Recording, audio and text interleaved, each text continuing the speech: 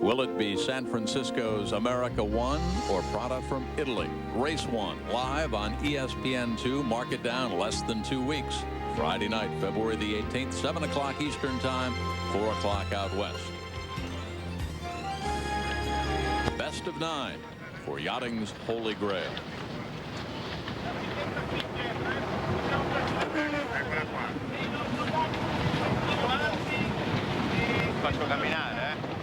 Jim, the two boats tacked after the start, heading off to the right side of the course. Very even performance between the two boats.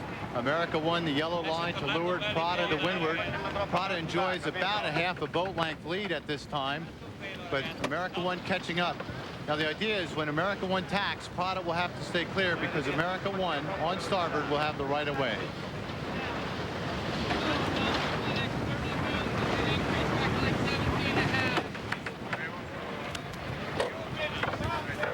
On board Prada, listening with the microphones, they're actually saying that they think they're going a little bit slowly right now, despite they've got about a boat length lead. Well, the idea there is to analyze your performance versus the other boat. Kostecki's liking the way they've gone, and since the start, America One's gained about a 1/7 of a boat length, but Prada reporting we're not going quite so well right now. Breeze is up. Wind at 14.5 knots. Even. Off for the next 5 minutes. No lower than 16 though. It's coasting through right back in 5 seconds. Another knot, 17.5. Well, left to the right. Change for the kind of day it was.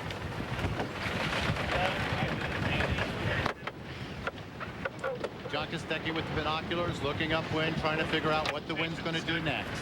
Get some back. Big right-handers up.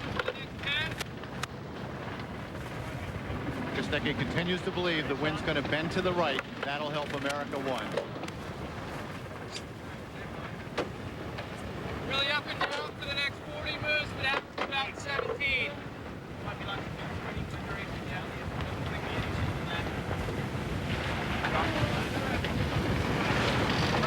And the bigger that the breeze builds, and right now it's up to 16.5 knots, it would seem to favor USA 61, wouldn't it? Historically, Jim, as the wind gets stronger, America One seems to go better versus Prada. Also in the chop, America One seems to have a little bit of performance. Now, right now, the wave's smooth. But as they go around this 6-legged course that's 18 miles long, 18.5, all these spectator boats will have an effect on the chop out here. Also, imagine a wind shift. 4 minutes this way. 4 minutes this way. Kostecki reporting they have 4 minutes to the ley line, so they'll have to make their move within 4.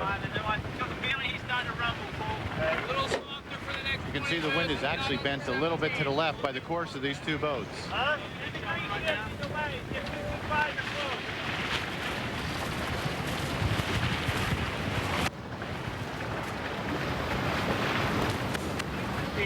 Almost think with the tack, you're on a lift and feed it out back to the right. Make them tack, you know?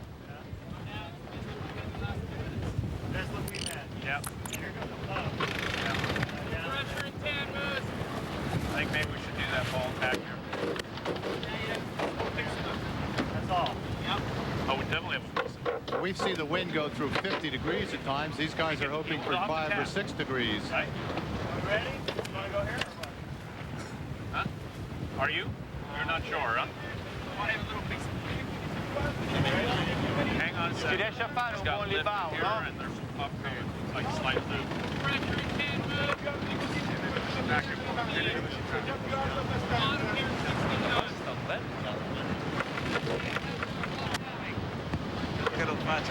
Nobody wants to be the first to make a mistake or provoke a situation that could backfire. Back and very quickly, 61 swings over. Finally, after a long port tack, America One makes their tack over on starboard. Now they have the right of way, but Prada's got their bow ahead. Prada tacks to leeward and ahead to try and put bad wind into America One sail. This is the moment of truth.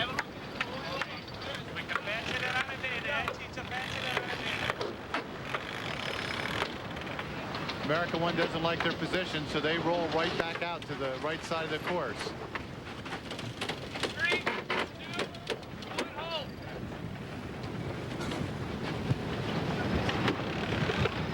So the boat's in exactly the same position they started in. Prada with about a 2/3 boat We're length going to lead. come right back as well. Meanwhile, Prada continues on split tack. You surprised? Yeah, Prada's getting up to full speed, but once they're up to full speed, you'll see them come right back and cover. There's no way they're going to let America One split with them today.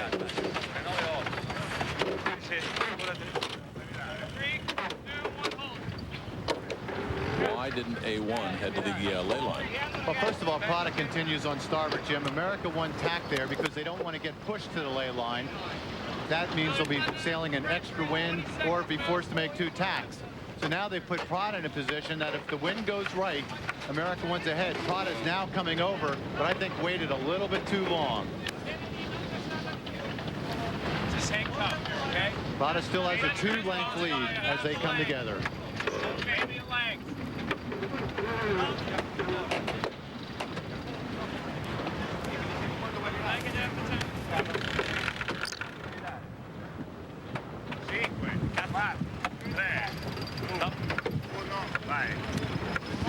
Prada waiting a little bit longer, an indication that they gained.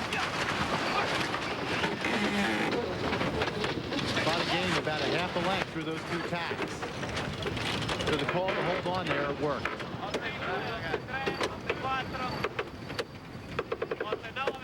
Breeze now up to 17.5 knots. Wind continuing to build. Like to go right back if possible there.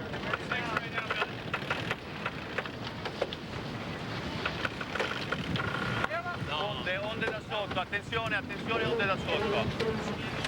America One comes back. A very fast turn by America One. Unusual for KR to do that. The faster you turn your boat, the faster it slows down. And they had an unusually quick tack. Prada's going to gain a little more. Here they come over. Now the game Prada's doing is working hard to push America One out past the ley line. So they either have to sail in bad wind or make extra tacks. Either way, it'll hurt America One. Right on the bow. Yeah. Only have a minute on Prada got a nice gain on the left side of the course. 4-5 back up right now. Yeah.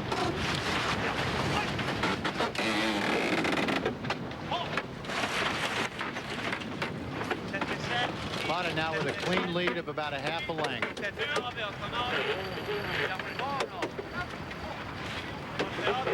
Right back here. Remain on.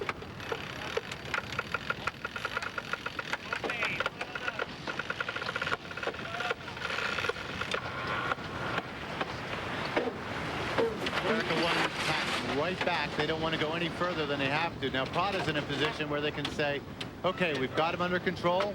If the wind bends to the right, we make the mark. If the wind bends to the left, we gain again. And they can have a 5 boat length lead here.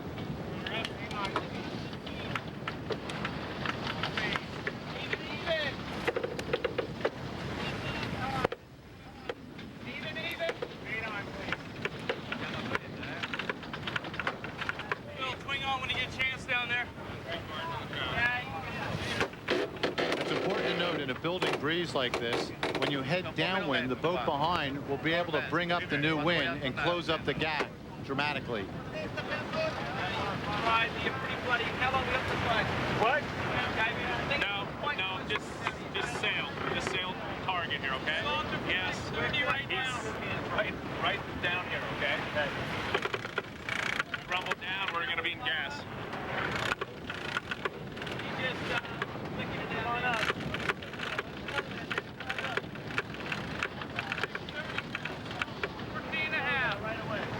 Word from Italy 45. The Prada boys think they got a big lift. The left wind bending to the right, so Kostecki predicted that. The only problem is they got to it a little bit too late as both boats are heading pretty much directly at the mark. Oh, good. Going through a light spot for the next 30 seconds, smooth, like 15.5. This lift is helping America One out, stay away from Prada's disturbed wind. It looks really windy at the mark. Big right hand at the top of the mast. John Kostecki telling us that there's a right-hand shift at the top of the mast. The wind always changes up high before it goes down on the water. Pressure is filling on in 5. So both boats over the ley line, according to our sail track. Prada sailing a very high course. The reason, they want to block America One's wind, and they're doing a good job.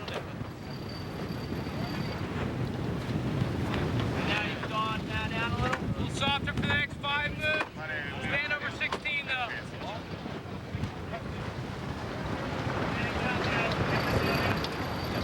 It's going to be real shifty up here.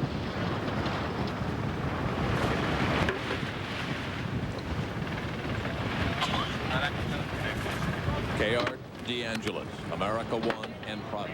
One goes on, one goes home. 5 out of 9 to crown the champion of the Challenger Series. Guess what? It's gone to the rubber match, a deciding 9th race. Okay, 5.5 First minutes. beat to weather and about Gary Jobson, a 3-boat length lead for Prada. The wind building to 16 knots now. The game for both boats is scalloping. Prada sailing to say a high course to capture America One's wind, and America One's responding. Now Prada's mainsail seems to have trouble here as the breeze comes up. The reason, the forward sail, the Genoa, is too round or too full for this building breeze. So they're going to be glad to get around this mark ahead since they have the wrong jib up. Facing elimination yesterday, they also got to the top mark in similar conditions and went on to win wire to wire. But it was on that first run downwind where Kayard got caught for the 3rd time in a windward leeward situation and picked up yet another penalty. So stick around. We've got some great action after the mark round.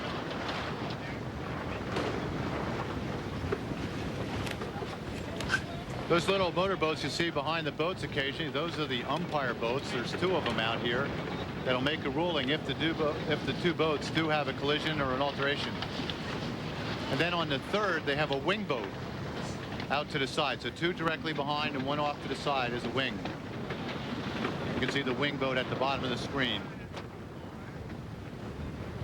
What height are we going with? Now, I think Prada could have had a big gain here by actually making 1 more tack over and getting directly on top of America One's wind. They would have crossed cleanly. So I think they've made a little bit of mistake of not coming over 1 more time and making life even harder for America One. So Kayard's gotten a little break. And on sail track, you can see the difference right there. Any thoughts at all, even though it's early and we haven't hit the top mark yet, that DeAngelis and Grail will play it by the textbook? You got the lead. All they have to do is protect the lead now. Well, they're going to cover. We saw that in race number 8. Hard to count all these numbers up. Race number 8, where they didn't let America One get away at all. They never split, and that's what cost them a couple races earlier, was splitting when they were ahead. Curtis Blewett getting the spinnaker ready aboard America One. Prada's spinnaker getting ready. Paolo Pisani. Spinnaker pressure in 20, really up and down right now. I like the fact that both crews are not talking or even thinking about the outcome of this race, just trying to work whatever they have at the moment.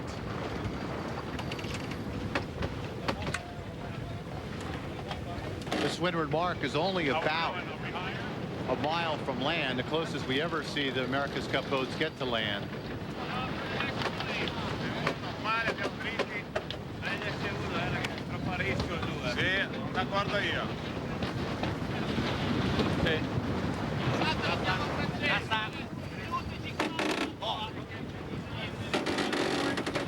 For one of these 2 boats, after the mark rounding, there are only 5 legs left on their entire Cup campaign. It's going to be pretty light out of this mark. We're not going to be All through the first 3 round robins and during the semifinals, about 85% of the time, the boat that got to the top mark first went on to win. But guess what? There's some passing lanes here in the Gulf. Oh, there sure is, Jim. In the first 8 races here in this round, we've seen that the first boat there won 5 races. The second boat there came back and won 3 of them. So anything can happen. Now, they just got a big wind shift here, and Prada is luffing right in. What you're looking at is the wind suddenly shifting dramatically. we're right up under the shore, about a 30-40 degree wind shift. Both boats are getting it, and Prada was surprised by it bearing off. Now, wind shifting like this will help the boat ahead because America One falls into their breeze. And not only did it shift direction, but it blasted in at about 4 knots. Prada doing a good job adjusting their sails for this new puff of wind, which is now dying away. You can see these dark patches on the water. The dark patches, the ripples are closer together, and that indicates more wind. With that dramatic wind shift, does this affect the call you make as far as what spinnaker you put on? Well, it sure does. You have 7 different spinnakers to use, and they're going to be thinking, which one do we do? Is it get windier down at the leeward mark? Do we play these wind shifts up here? That's going to be a very difficult exit because all these spectator boats have chopped up the waves on top of all this shifty wind.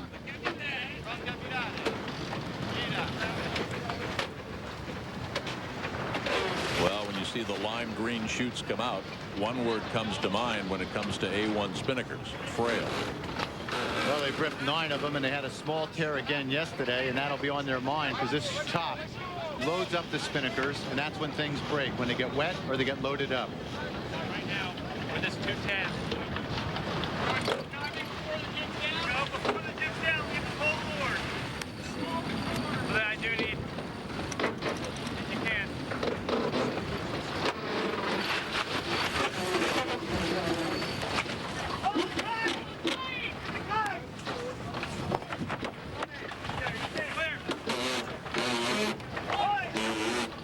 America One pulls their spinnaker up early, very close to the windward mark. They almost hit the thing with the spinnaker. Because that's one of the things the umpires look for, but they were clean. Jim, trim if you can. Trim if you can. Trim, Jim, go! Hold. Starboard swing down. Stay sides, boost. Okay, yes. Boost, fine. Squaring. Prada in front, downwind where the excitement has happened, all the money, the years of training and preparing, and for one of these 2 boats and crews, only 5 legs left. The most famous offshore rock formation, the Bay of Islands, 100 miles north of downtown Auckland, is the hole in the rock. One pilot swore to us that a helicopter's actually flown through it. Would you try it?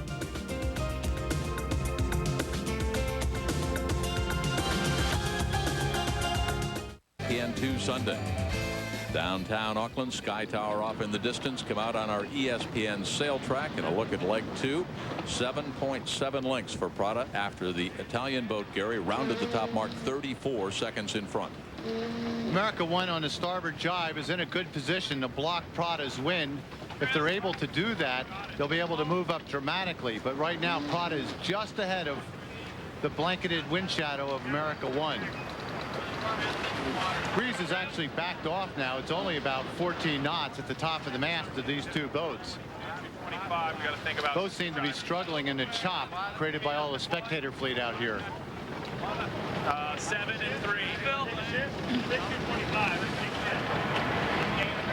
Come on, Phil.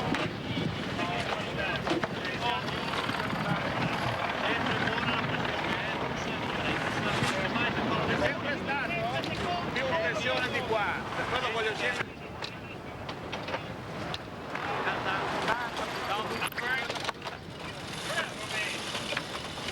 Keep coming. America One making a move, going for a jibe. Yeah, we may go back on him. Trim me, Jim. Okay. I'm fine, Jim. Got a guy.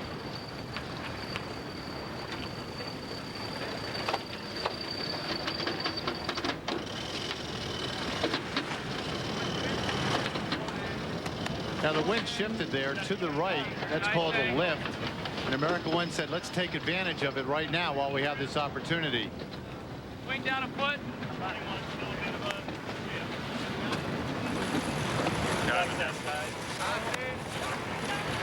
Good angle here, no lower than that. America One made their move, so Prada matches it, staying between them and the mark. Classic match racing.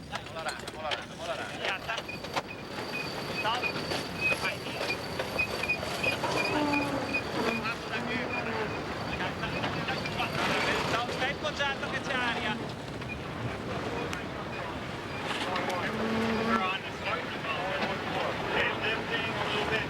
Staying right in the center of the course. Now, if you're the boat behind, you want to do that. Keep things centered and get a jibing duel going. If you're the boat ahead, you want to drive it out to the ley lines. Both boats seem to be very even in speed.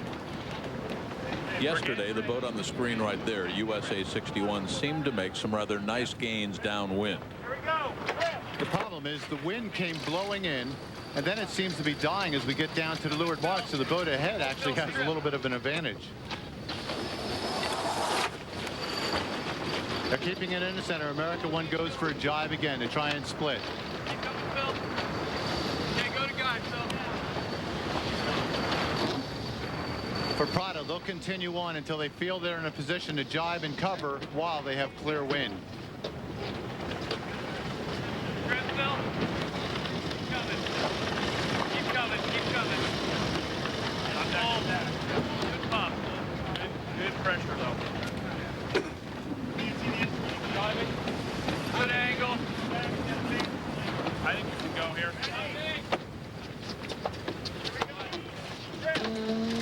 Nice move by Prada, clearing off, making sure that their wind is plenty clear and going through a jibe themselves. They're leaving nothing to chance. Most critics thought that Kayard was on a roll, that Prada couldn't stop after America One. His victorious 3 straight races, but the Italians thought otherwise yesterday, and they responded with typical panache. Be ready to come back to me, though, too. I'm fine. Taking code 4 right now, Bill. Just thinking it. Little trim on, Jim. Nice game, guys. Keep coming, Jim. Hold. Guys, fun. Let's go, guys. This guy's fun. America One making a nice comeback here, playing these shifts.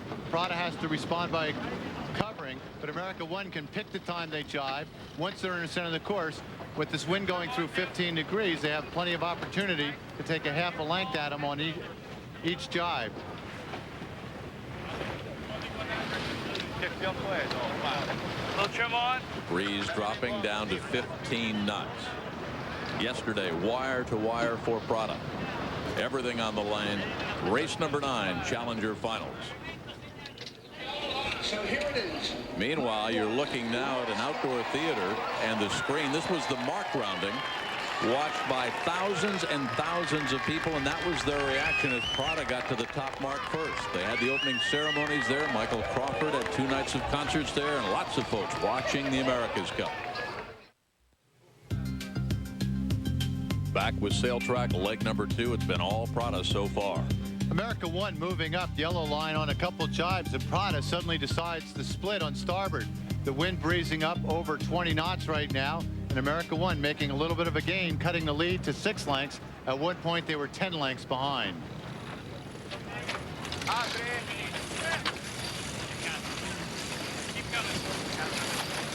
Prada jibes over to cover at this point, and America One comes right back at him.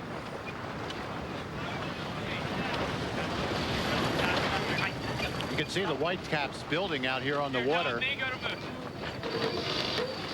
You're still clicked in.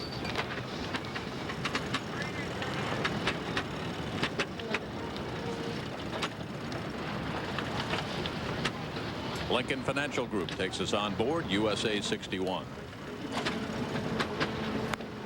Pretty light here. Nice pressure, no lower than that for the meantime. Now we got good speed on the beat. It's gonna work now. Got screwed on that trim on. Hold.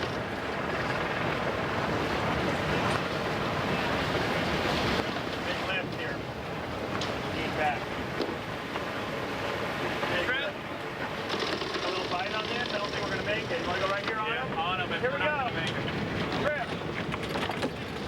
America One takes the opportunity to block Prada's wind on this wind shift. Come in, hold, Christian. Trim me a little. Keep coming.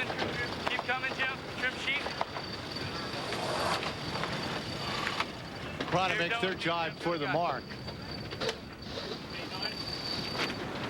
Now, from our position, it looks like Prada may have jibed a little bit earlier. They're going to have to struggle to get down to it.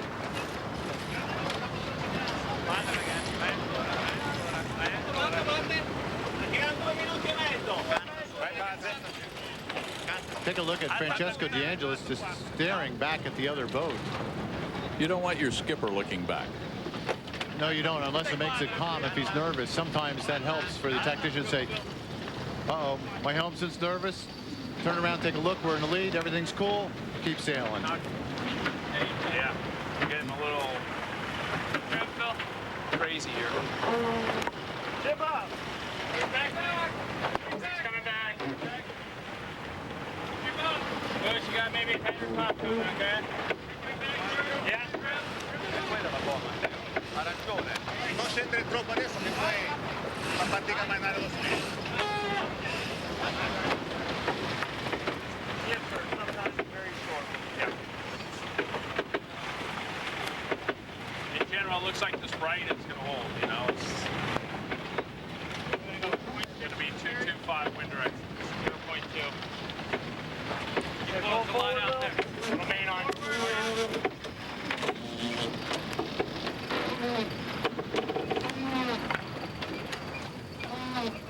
Sento che il braccio sotto la prua, la scotta sotto la prua. Va sotto la prua. Ok. No, lascia stare senza niente.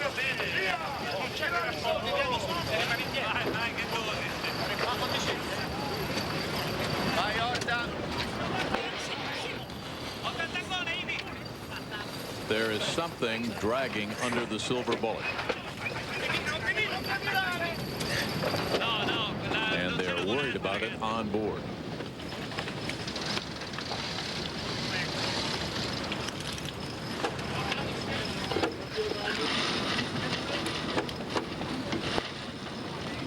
Of course, a couple of races ago, we saw they had the spinnaker underneath, and that Cuban fiber doesn't cut or tear, so they had trouble. It was a big sea anchor, remember?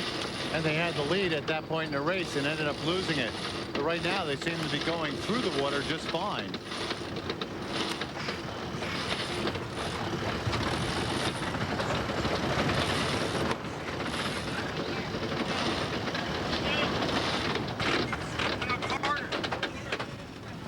We're in a pretty big left here.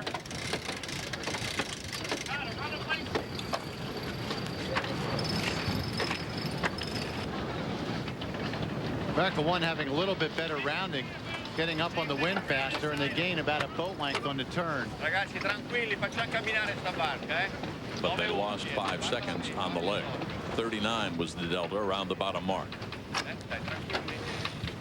Non penserei più scossa di così.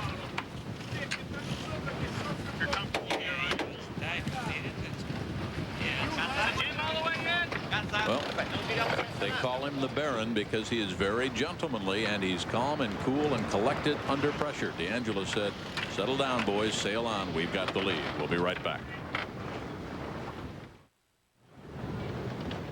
Back with Gary Jobson, our ESPN America's Cup 2000 racing team. 39, the delta at the bottom mark. We go back to weather for the second time. Both boats in phase. I think we got to be patient, pick our time. America One makes one tack to the right. Prada covers closely, directly abeam into windward. The wind now blowing in about 17 knots aboard the two boats. Like 18's the bottom. Steve Erickson is one of the coaches for Prada, sailed in the America's Cup final with Dennis Conner back in '95, and he's one of the unique men that sailed extensively with both Paul Kayart and Francesco De Angelis. Steve Erickson says that the style of both syndicates, Prada and America One, is directly dependent on those two skippers. It comes from the leadership, I think, of the skippers a little bit. I know Paul real well. I know Francesco real well.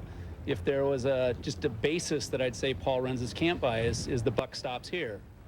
You know, Paul takes responsibility for everything that happens. You know, whether the pencils aren't dark enough to spinnakers breaking. I think Francesco and this team share the responsibilities more. It's much more of a decentralized management scheme. One of the two coaches for Prada, the other Rod Davis, but there right now is no love lost between Kayard and Steve, eh? Well, keep in mind, Steve Erickson sailed with Paul Kayard when they won the Round the World race. They've been together for years. And Steve Erickson bailed out when he was part of the campaign, and Kayard was quite upset. Erickson, of course, is getting a good paycheck from Prada, so it's understandable. But Kayard said, hey, you're my guy. Now you're having a competition. And to this day, he's quite upset about it.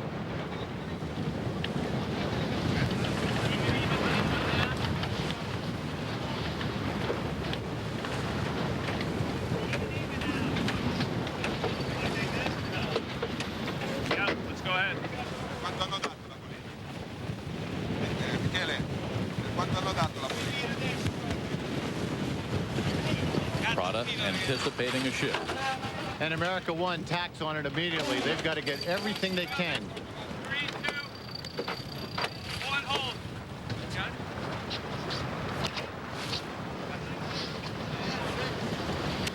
Go, guys. We're only 5 legs behind this. Solid pressure right now, Miss 24. Navigator Alexi Gahagan helping pull the mainsail in, grinding the winch. Started with Freedom way back in 1980.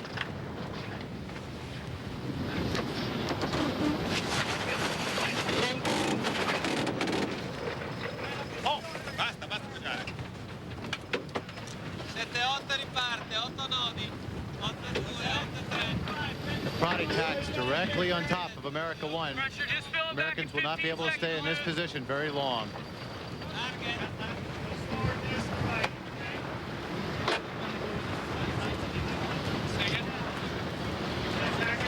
I would think so, but they're still, yeah.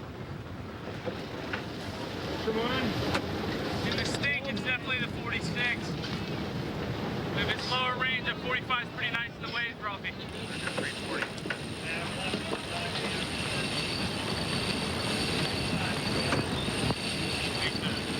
Too strong out and not for the next 30 moves.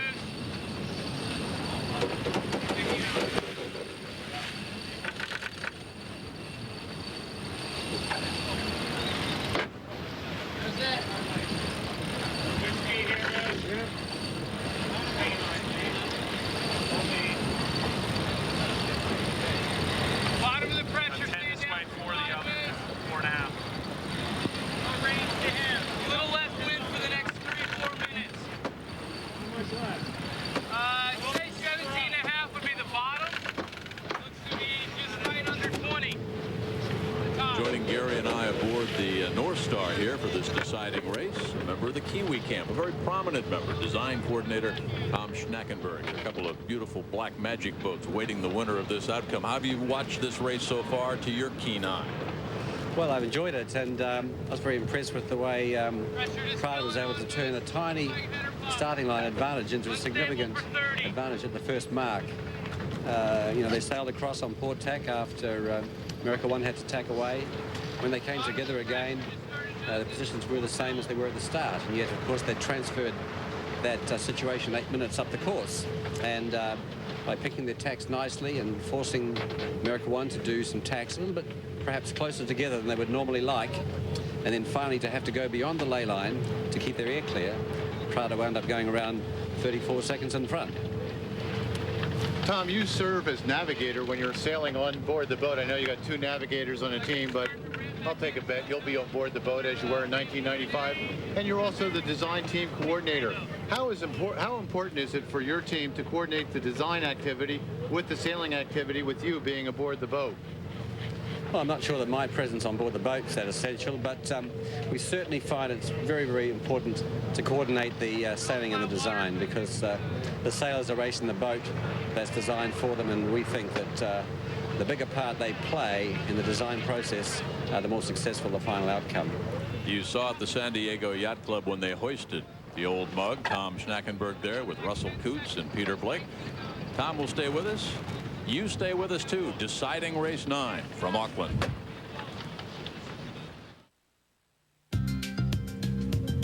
Back with our ESPN sail track. A look at leg number 3. Again, the delta around the bottom mark was 39. Prada so far wire to wire. Blue line Prada covering America One closely. Prada likes the right side of the course, and they hold on to a 7-boat length lead. America One looking to close it up to 4 so they can have some effect blocking their win downwind. The voice of Gary Jobson, and sandwiched in between is our Kiwi friend Tom Schnackenberg, who's probably spent more time over in Coronado than most San Diegans when they captured the Cup back there in '95. And you're not going to get any design secrets about either New Zealand boat. But let's talk about this Challenger Series. Is it a plus for the Challengers to have pushed each other to a 9th race, or will it work to your advantage because they'll have less time to get ready to challenge?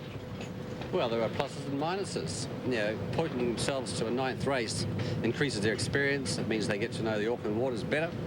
But on the other hand, it wears out their sails, tires them out mentally, and gives them less time to prepare between this Louis Vuitton final and the match in 2 weeks' time. Tom, if you're aboard America One right now and you're serving as navigator on the boat in this race, what are you telling the skipper as you go around the course? I'm making sure the skipper's aware the whole time of exactly where we are on the race course, and I also often add commentary to the extent of pointing out some of the options. So the typical thing is times on each tack, and then from there just making people aware that also if the wind shifts, that these things may change in a certain way. We'll often give different ley lines and say, well, if the wind went to 235, we'd only be 1 minute from that ley line. Things like that, so that people can think about their strategy with a total picture of the race course. What about having the home field advantage here on this fluky Hauraki Gulf? I mean, a couple of hours ago, you were downstairs with your wife. I mean, we had a half knot of breeze. We've seen it build up to 21. You've got to have an edge predicting the weather. No, I don't think that we do. I think our home court advantage came over the last 2 summers, or the 3 summers, where we were working away quietly, trying to figure out how best to defend this Cup. But now, with 3 months of Challenger racing, I think that that advantage will have been evened out, and the boat that races us on the 19th will have just as much knowledge of this area as we do. Tom, as you see these 2 sleek speedsters going here to slug it out in a deciding race, Kayard wants to take the Cup back to San Francisco, and of course the Italians would love to take it to Italy. You have taken the Cup here. For the Kiwis, give a perspective of what it's meant to have the Cup here in your country. Well, it's been huge, in fact bigger than we expected. I've been delighted with how Auckland as a city and New Zealand as a country has responded to the having the Cup here. What are they fixing there, Tom? Well, obviously they have a problem with that winch drum, and perhaps one of the pawls in the winch. They obviously think they can fix it while they're sailing. It's the primary on the port side, and so they just happily, I presume we're looking aft from the mast, so they're just happily working away, whipping the drum off and hoping that they can fix the damaged part before they have to tack. That cannot be a good sign, though. Well, the problem for the boat is you can't tack right now while they have their primary winch jump off, so they're looking at to see what the problem is with the gearing. They do carry extra pawls or gears around that they can put in there, but having that winch drum off is not good for the American boat. He's higher than us. Josh, putting down this way. Keep in mind, Prada is directly on America One's wind as they're going. Prada's probably a little confused. Why aren't they tacking back there? So they'll get the binoculars out, take a look and say, uh-oh, somebody's working on the winch. They have a problem. We'll stay right here. Now, these crew members know these pieces of equipment precisely, so if there's any problem, they know how to fix them in short order.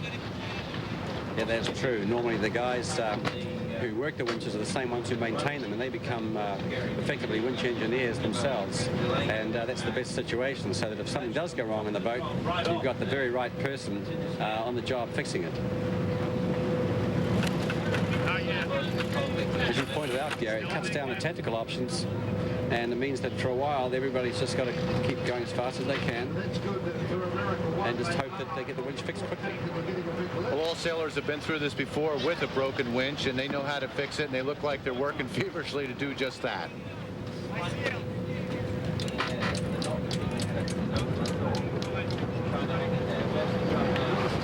Meanwhile, Of course, that's where they are. Again, 39 the Deltas. You mark number 3, and then we'll be halfway through a deciding race 9. You just can't pull these boats into the shop and fix them. On the job repairs. and what they're doing is they're taking a winch drum back aft off. This is a secondary drum that you use for the main winch. They're going to take that secondary drum off, transfer it, put it up forward so you can use it for the jib and the spinnaker. So it'll decrease their power they have using the mainsail, but they'll be able to work the jib and the spinnaker. We'll see how the repair job works and if Kayart can catch up. Don't forget, which boat will it be? NZL 57. Maybe we get a shot at, give us a clue. Is it 57 or 60? Maybe when we come back with Tom Schnackenberg. Race 1 live on ESPN.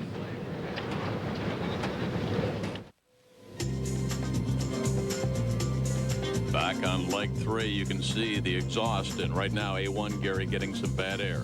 Well, the wind shifted to the right as the boats get out to the ley line. Blue line Prada is directly on America 1. America 1 unable to tack while they try desperately to effect repairs on that winch.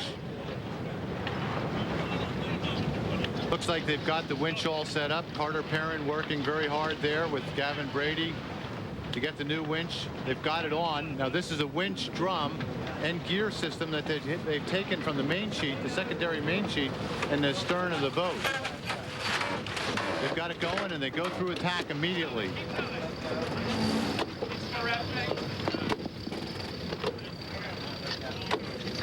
Repair successful. You know, this is the kind of adversity that sometimes teams get enthused and psyched out about and say, hey, in spite of that, we're still in this game. Maybe we can make the comeback. Moose McClintock there in the dark jacket still trimming the sail, and yet everybody's trying to tighten those bolts up so the thing doesn't go flying off. There's Moose. Fairway. Repairs made, everybody puts the tools away. So they got a new winch drum on the starboard side, on the port side. Nice pressure. He's overstood. Stay down. He's doing a barrel way. Gear around. Now the problem they have is their mainsail is not going to be as effective because they'll only have one set of grinders to work with. They'll have to jury rig back aft. Meanwhile, Prada is setting up for the spinnaker set. Tom, when this Challenger final got underway, which boat did the Kiwis think would emerge as the challenger? Actually, we were split among the camp. We had some people saying America 1 5-0, and the other people betting on Prada. And when people ask me, I said I don't know who's going to win, and I'm still not too sure. Although right now, Prada's looking pretty good at the moment. How's Coetzee doing as the bookie over there? I understand there's a little punting action, a little wagering being made with the crew members. Oh yes, we often have bets on individual races and what may happen, and Russell probably does more than his share of winning. Hey, great to have you on board, and we look forward to seeing you when the Cup gets underway here in Kiwi waters. Thanks very much, Jim. Thanks very much, Gary. Design coordinator, and he'll be on one of those beautiful Black Magic boats, NZL 57 or 60, race 1 of the America's Cup right here on ESPN2 in less than 2 weeks. Who will it be, Prada or America 1? Yeah, got it a while ago. It's 230. Square 4. More pressure in 20.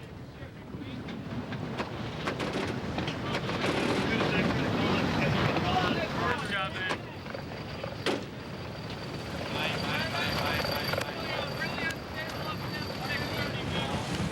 La rotta per la poppa qual è?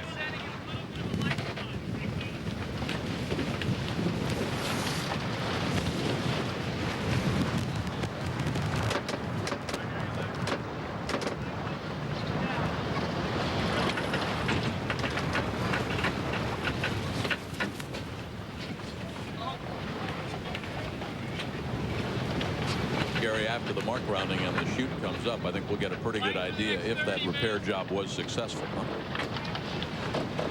Well, they are now down a winch. If it's a winch that they use for the main sheet, it'll be slower making the jibes. If it's a winch that they use for the pit, then it'll be slower getting that spinnaker up. They'll have to use an alternative winch which is a lot smaller. In any case, it won't be good. It's been all good for the Silver Bullet for a race and a half. They fell behind 4 races to 3. They dug themselves out of that hole with a wire-to-wire win here on the Gulf yesterday.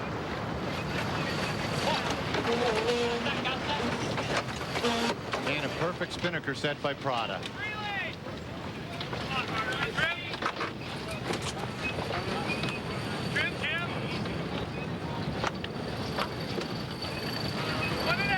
spectator wash a lot smaller now as they come into the mark. The reason, none of the spectator boats are moving at all.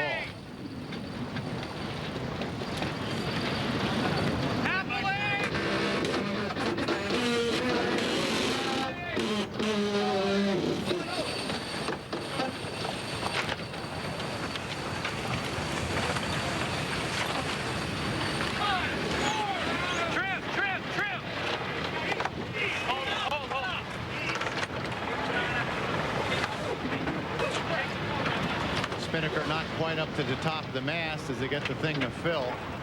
Generally, you don't want to trim it out until it's up there.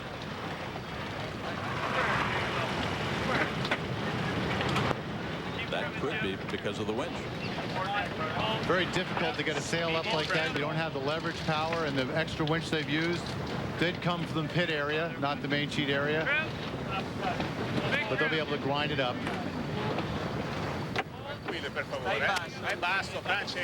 Halfway through the 9th and deciding race, Torben Gale has called 2 beauties, and Prada has stretched out on every leg. 47 the delta halfway through. Past the halfway mark in this deciding race 9, and so far wire to wire for Italy's 45 Prada, the silver bullet. There is so much bureaucracy and security associated with this event. It's awfully tough for ordinary people to get close to the race boats, but once in a while, as TV New Zealand and our Susie Aiken checks in, the door is wide open. Check it out, presented by ADT.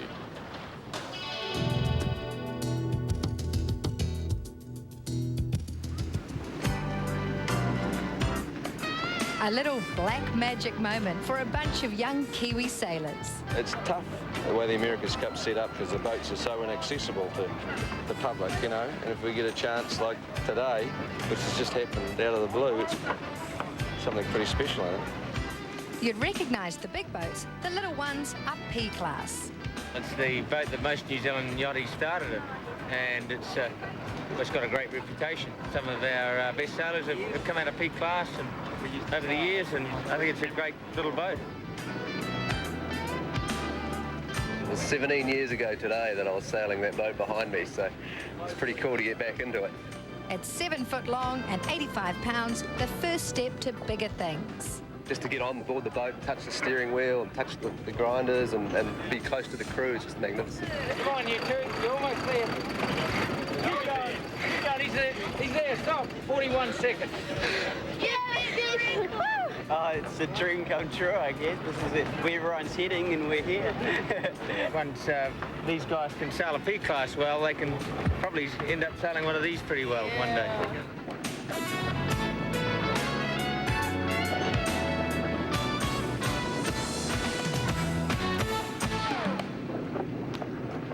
Back with Gary Jobson. If you had to capsulize what has happened in the entire race and the fact that A1 has been behind the entire way, a so-so start for USA 61. They got forced out past the ley line, and that was about it. And a winch drum that forced them to stop tacking when they needed to, just at a point they were catching up within about 5 boat lengths. But now a 10 or 11 boat length lead downwind. Prada only needs to sail by the book to keep the lead. But I must say, we've seen some strangeness out here on the Hauraki Gulf with the wind in the past, and that could happen again. Keep in mind, there was a race number 2, where Paul Kayard and John Kostecki and Lexi Gahagan and Gavin Brady were behind by 1:49. They came back and won the race by 1:33.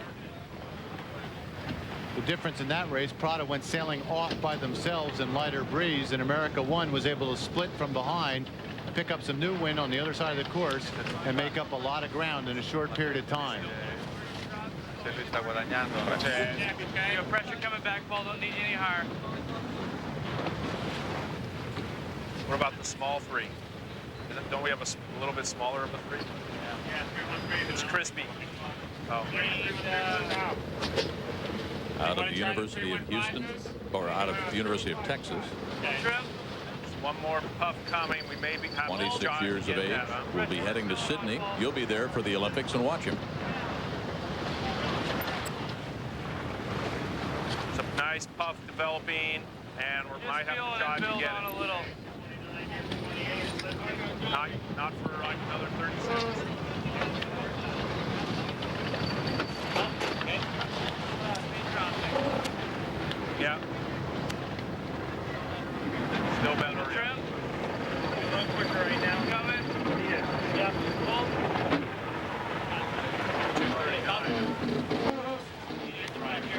Yeah. The main enclave, it's a pump here, about 15, 20. Pretty solid. Yeah, very solid pump here.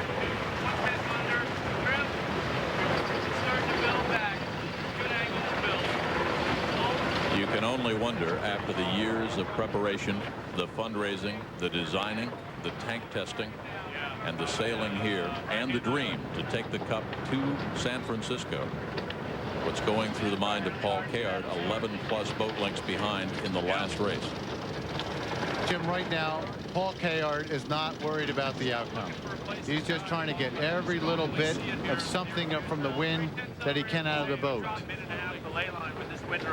He's been further behind in races like this before, and very solid he knows that he breeze can catch up. Right here for us, but over here to the left, it's lighter. Starting to develop a little bit.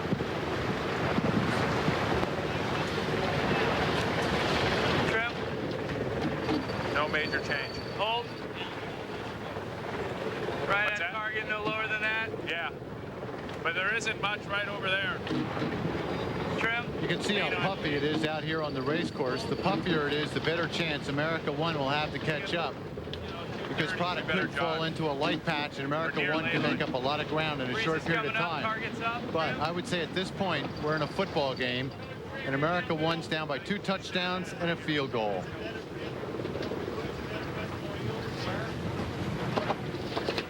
It says we're on the ley line.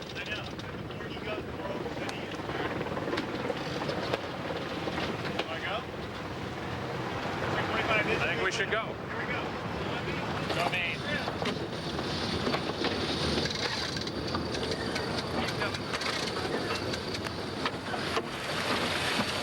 America One, feeling like they're on the ley line, decides to jibe back into the inside.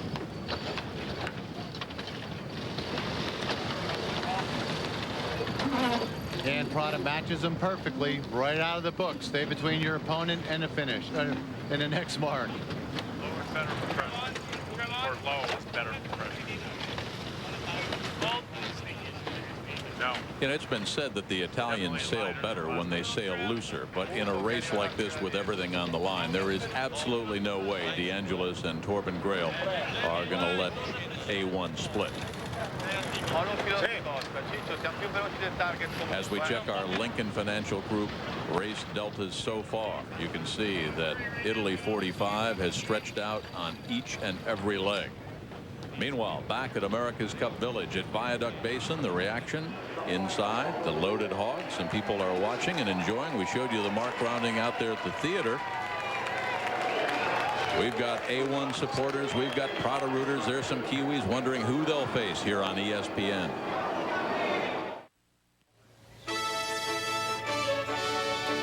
Brand new format. First full field event. The Cadillac Series cruises to Florida, the first of 4 in a row at the Royal Caribbean Classic. Guess what? Bruce Fleischer won 12 months ago. He's back to defend. Mark down those times. Final round coverage on ESPN. 6 o'clock Eastern time, and Bruce Fleischer plus is good this time around in the modified Stableford system of scoring. Walter Hall, the former appliance salesman from North Carolina. Mike Hill, former player of the year. David Lundstrom, former All-American basketball player from Bradley. World-class sailors, race number 9, Challenger finals. For one of these teams, after 3 years, they will be headed home shortly. You've been on both sides. Jim, I have been on both sides, and if you're on America One right now, you say, hey, the Tennessee Titans were down 16-0 going into that final quarter in the Super Bowl. They came back and almost won it. Let's hang in there and see what we can do. We can make a comeback. We've got to be positive.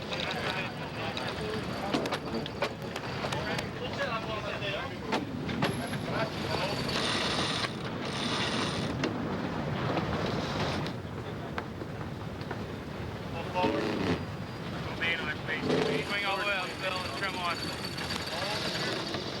Real spotty race, guys. Come back.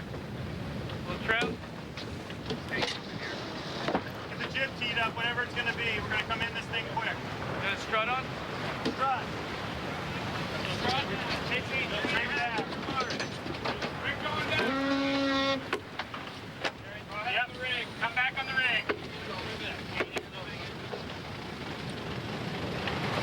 when you move the rig forward, but as you go upwind, you want to move that rig aft, and that's what they're doing, the rig being the mast. Yep. Harder a lot. Rod out over there. Yep. Yes. Coming out. Squaring now. Swing starting to come on. Looking at attack around the bottom mark here. John Kostecki telling us that he wants to tack immediately after rounding the leeward mark to try and get out of phase. That clearing over the city. An indication that we'll have a tacking duel on the next beat.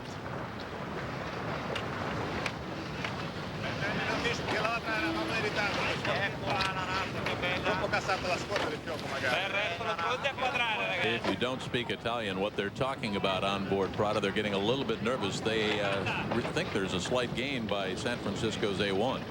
It's a funny psychology, Jim. When you're ahead, you're never far enough ahead of the other boat, and you always feel like he's catching up. And when you're behind, you feel like you're further behind, and it's hard to catch up yourself. So it's a little bit of your perspective, and it's more psychological than anything else, because to my eyes, Prada looks like they've stretched out a little bit. I think if we're able to, you know, lead them into the right, would be the way to go here, Paul. Yeah, we're just going to have to work at it here, though, okay? Give up in 20. Got the base. Little trim. Wind speed's built up to about 19 knots aboard the boat. Give up.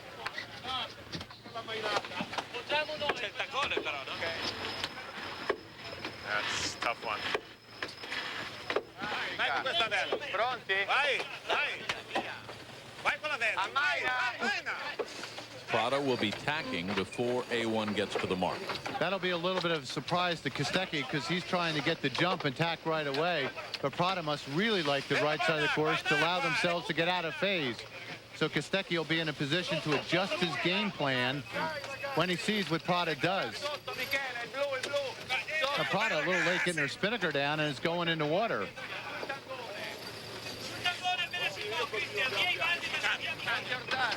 Well, they get it all cleaned up and on the foredeck, but an anxious moment there.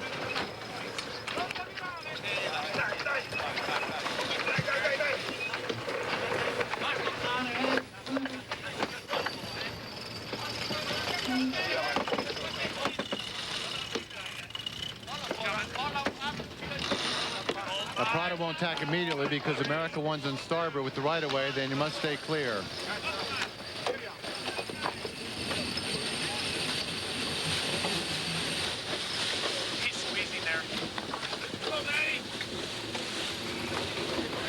Prada tacking. They've already rounded the mark. Go back to weather for the third and final time. Big choice for John Kostecki. Prada's tack, taking the right side of the course. They come around and keep going straight. Or do they go to the right themselves?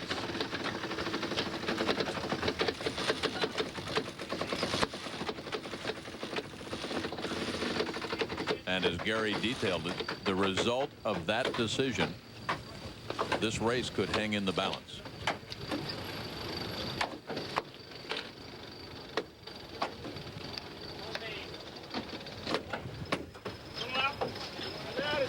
On board Prada, Torben Grail's not feeling real good about where they are on the race course. Down in the sewer on A1, that's Billy Bates.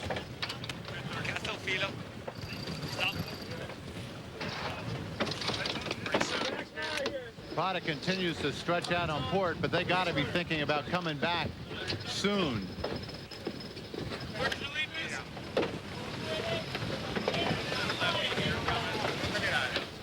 On sail track after they rounded mark number 4. Prada finally makes the move and tacks over to cover. They picked up another 5 crucial seconds. 52 was the time around mark 4. For one of these boats, only 2 legs left in the regatta. The winner sails on against the Kiwi.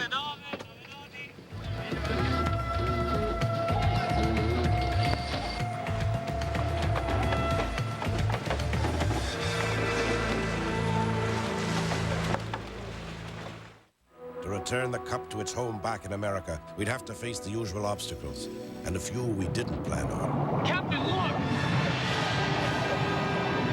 We've angered the gods. Oh, no! Clear to time!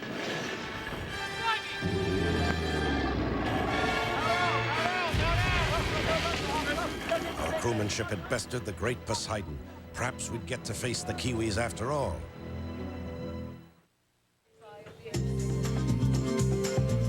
Back with our ESPN sail track, again around that bottom mark, 52 seconds. Prada, they won wire to wire yesterday by 37 seconds, and they've been in front here in this crucial and deciding race number 9.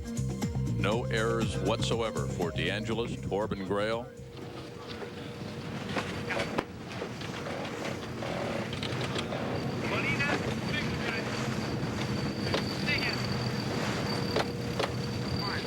And our Kiwi colleague, the voice of yachting in New Zealand, Peter Montgomery, has joined us. You've been calling this race. I mean, a lot of pressure at the start, but it just has not shaped up as the dramatic race that we've seen most of the series. No, and certainly the first 6 where they were absolutely so close to each other.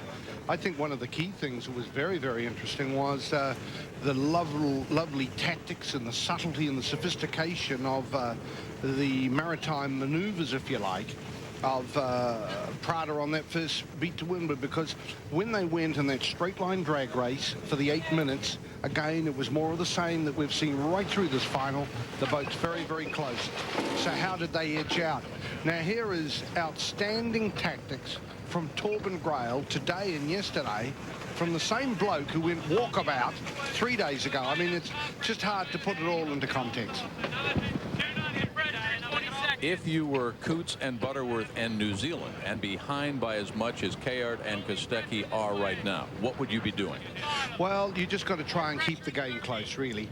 I mean, there's no point in spearing off and hoping that luck will help you. I mean, if the breeze, you've got to try and hope that. I mean, they might get an override. There could be a mechanical failure. It is tough. The mountain is very, very steep now for America 1. Well, John, it's a tough day for America 1. 20 seconds.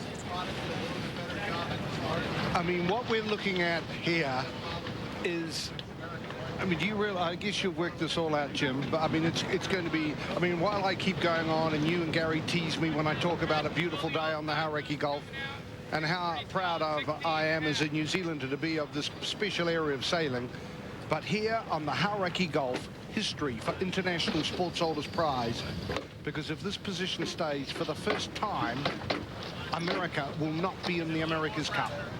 Well, as you know, because you've followed this game forever, I mean, there have only been 4 homes for the Super Bowl of yachting. The New York Yacht Club held the cup forever. All right. Then John Bertrand and the Aussies unbolted it, took it to Perth. Dennis went down, won it back, took it to San Diego.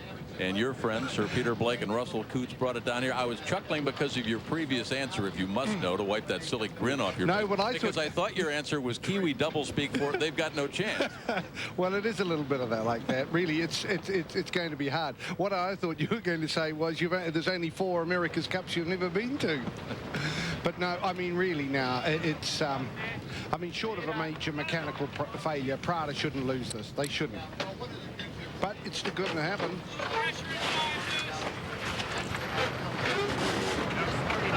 Stay here, though, for a second. Keep riding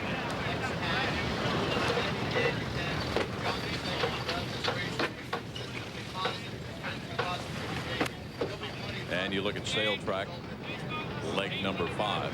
Well, to give the folks at the States a perspective of how the television ratings back in Italy are so huge and how almost everybody is glued to this action here from the Hauraki Gulf. I mean, it was the same way with the Kiwis back in '95, and it will be for the Cup again, right?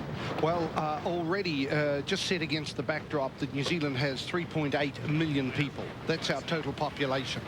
Now, back in with the last race when New Zealand won the Cup, they rated 48. When our famous All Black rugby team played, they rate 31. That's about 1.1 million people. We had the highest ratings ever, and that is way over half the population watched. Right now, today, we will have probably 600,000 people across New Zealand watching this. This whole Louis Vuitton Cup final has become amazingly popular. People have become riveted, and there's not a New Zealand team involved. They've become riveted because of the audio off the boats. People who tend to say that this is not a spectator sport have become just absolutely entranced and hooked, really, on not only the close racing, and that comes back to the point you made, what has been quite disappointing with this race, that it is not the close eyeball-to-eyeball backstreet brawl that we've had in 6 of the 9 races. And that has really hooked viewers across New Zealand. And when Team New Zealand come out to play February 19, look, we'll have way over 1 million. The famous All Black rugby side will be kid stuff compared to this, trust me. And we'll have that race right here on ESPN2 live for you. It'll be Friday the 18th back in the United States, the 18th. Mark it down. Thanks to Mr. Montgomery, the voice of yachting. We'll be back with Gary Jobson and the Mark Rounding. Stick around. Back with Sail Track headed to the weather, Mark, for the last time. Both boats going through a series tax upwind. Prada protecting the right side of the course, forcing America One further and further to the left where there's less wind. Right now, where it's blowing about 18 knots as they're on this last beat to windward. Prada with a 10-boat length lead. First time that Italy came to challenge, 83. That was Azzurra with Aga Khan. Then in 87, there was Azzurra and Italia. Joke was you knew the Italians were tacking when they tossed their cigarettes away. In 92, Kayart skippered Raul Gardini's 5-boat fleet, $100 million. Speaking of $100 million, stick around and learn how this syndicate started and just how far they've come. The Prada team began training 3 years ago at Punta Alla, Italy, in boats purchased from America Cube. The syndicate's $60 million budget is being entirely underwritten by Patrizio Bertelli, CEO of Italy's famous fashion house. Mr. Bertelli, he loves sailing for sure, and he started this because he just loves the sport. Bertelli's wife, Muccio Prada, did the honors. Doug Peterson, who helped design Cup winners back in 92 and 95, is on Prada's design team. This was a long development path from original work with the Beach Boys to America Cubed, Team New Zealand, and now here. So it's an accumulative knowledge. Despite a professed knowledge gap in match racing, Prada took the Kiwis to a deciding race in the 99 Road to the Cup regatta. The white boat bow is just in front, closing to the finish. Oh, it looks like yellow. The New Zealanders have got it. We needed to start earlier because we had no experience in match racing, no experience in America's Cup. So we had a lot of catch up to do. Prada's 2 stylish new boats were the envy of the fleet as they practiced with precision on the Hauraki Gulf. No surprise they came out red hot in the early rounds, winning 17 straight races. In the semifinals, Stars and Stripes got a piece of them. Then, 24 hours later, it was Prada's turn to join the wrecking crew. Before witnesses had time to speculate how this blow would affect the Italian frontrunners, they had a new mast in place and were sailing again before day's end. An impressive display of resources and know-how. Prada rebounded in the semifinals, giving us the best race of the regatta as they battled America One jibe for jibe on that final frantic leg. Losing this close one did nothing to shake their building confidence. But they still needed a victory from America True to secure a berth in the finals.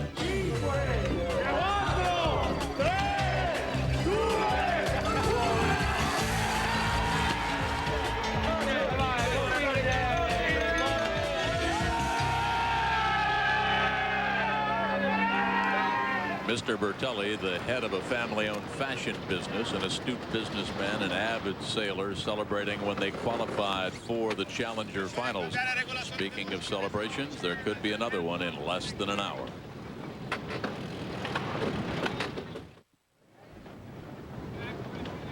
Back with Gary Jobson alongside. It's been wire to wire, and that picture tells you the way it's been since early on leg one. Jim, about 3.5 miles to go to the finish. Prada continues with a 12-boat length lead.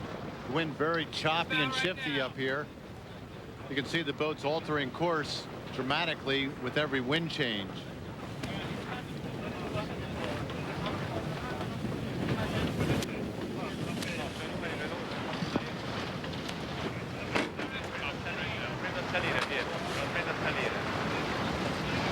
We saw the feature on Prada and all the enthusiasm they have for sailing, but keep in mind there's a lot of American influence in this team. Designer Doug Peterson, who designed America Cube and designed Team New Zealand the last 2 cups, was one of the 2 designers with Herman Frères aboard this boat, and a series of American coaches led by Rod Davis and Steve Erickson to help train this team. And that they were able to acquire America Cube's top 2 boats to train against, something the New York Yacht Club thought they'd had lined up, but that didn't happen. So they had a good benchmark to start right off the blocks. So good coaching, good design team, good benchmark. And the result here after 2.5 years and 60 million plus, that's the view for America One.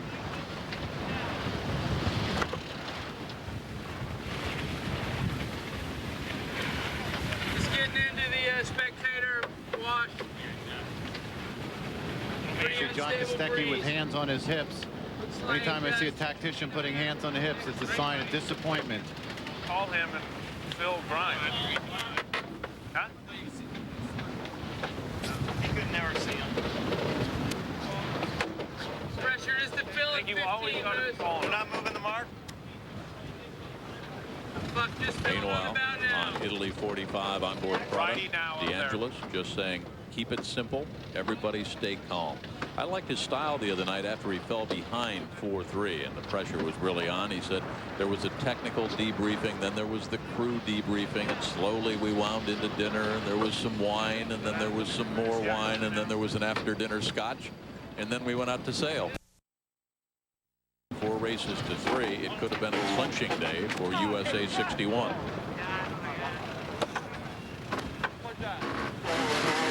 But let's not forget the job that Kayard and Kostecki and the other world-class sailors aboard America One did after falling behind 1-3. They started that comeback trail, as Kayard did successfully in San Diego in '92.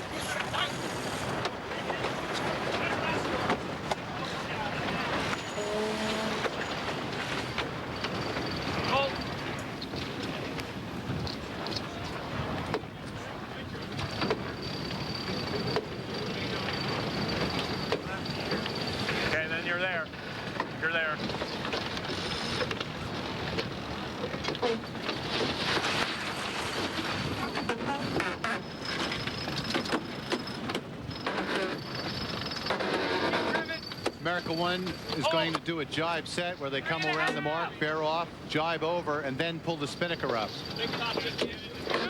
Prada matches it by jibing already.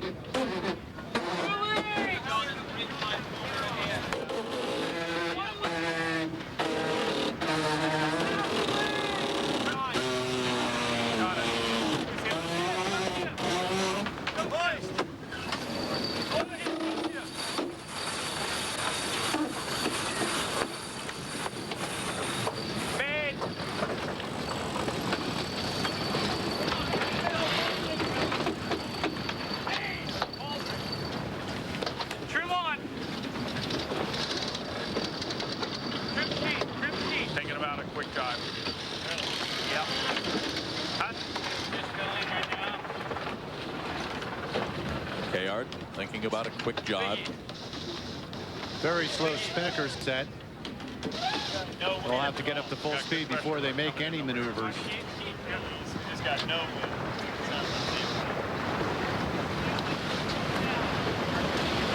Square if we can, guys. His dream of dusting off the oldest trophy in professional sports and turning it into a happening event by San Francisco Bay. 1 leg left. We'll come right back to the race course.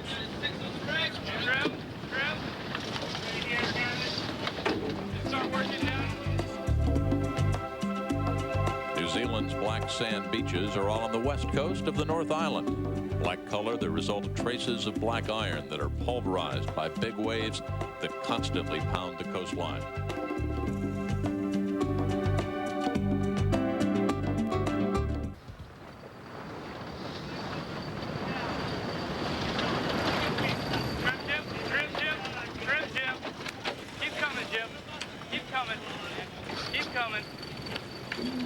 Keep trimming, guys. Big trim. Big trim. Hold.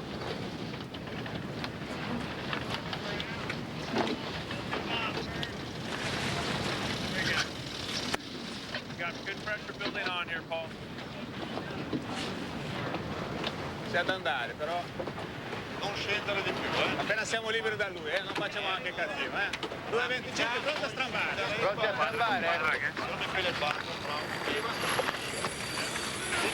Apri.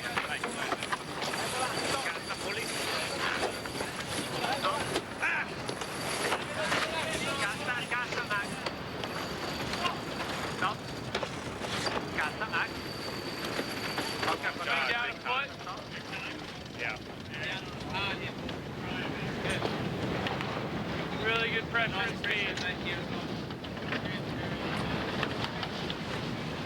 What's that? A little bit. Little trim on. Billy, we get up there and get into a reach fest and blow because we're reaching. Yeah, non più basso di così, così vai bene, DMP. America One coming on in a strong gust here. Prada's find a light spot and had to heat up, sailing a higher course Over in front of us. to protect their position. No runway. No runway. I think we'll continue to gain. Ora un po' il braccio. Non c'è strambare, Okay. Still gaining on him here. Trim. Lincoln Yeah, this is Financial nice. Group I see takes what us you on board USA 61. Just on the bottom edge, Paul.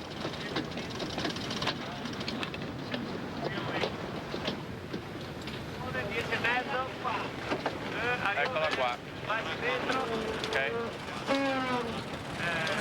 Continuiamo a dare un pedino veloce. Yeah, we got another shot. Speed. 50 seconds on this jibe to lay line. Mode okay here, Gav? Yeah, we're just on the bottom edge of our target. Okay, up to target now, pressure filling on.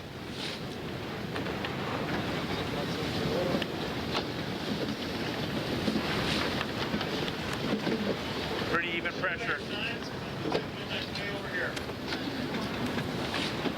Doesn't look like it's all that way. Down here, and the format. Trim? Oh, the times are wrong. Yeah. Hold.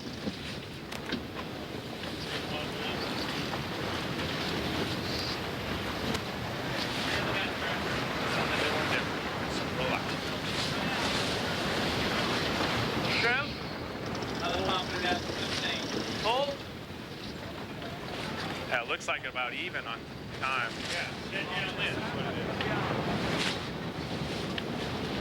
Nice pressure building on 2/10 to build. Really good puff.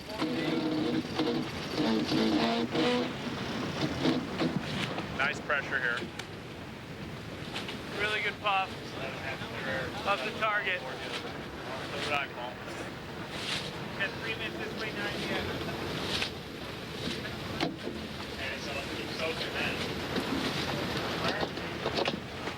The frustration on his face tells you all the emotion you need to know.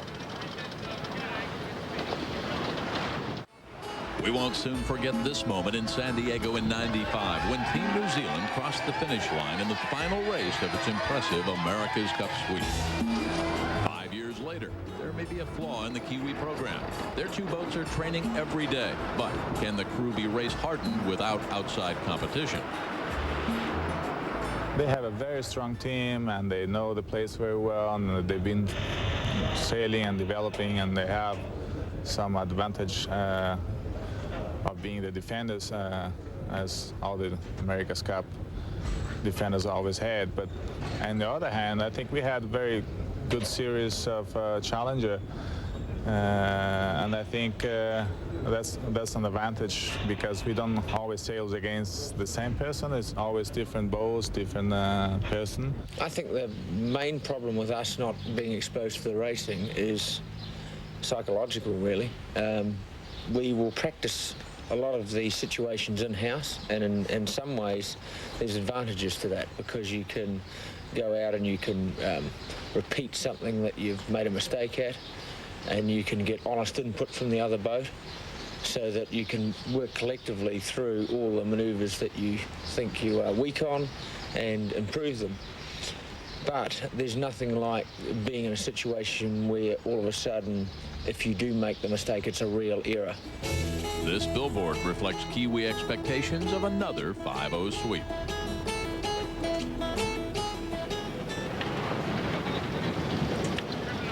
The man, Torben Grail, and Francesco De Angelis.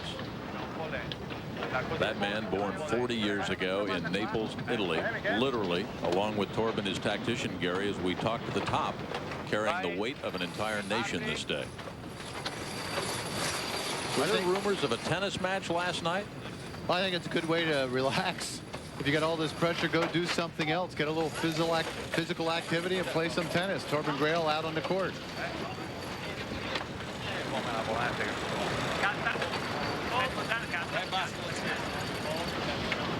See driving here in the next 30 seconds. Nice pressure on right now. Really good pressure here. Nice pressure. Really good pop. Above 6 to start. Like the other jibe, it's a long jibe, it is, yeah. Probably take this. Yeah. Just get him driving here. Big trim, Phil. And hold little strip.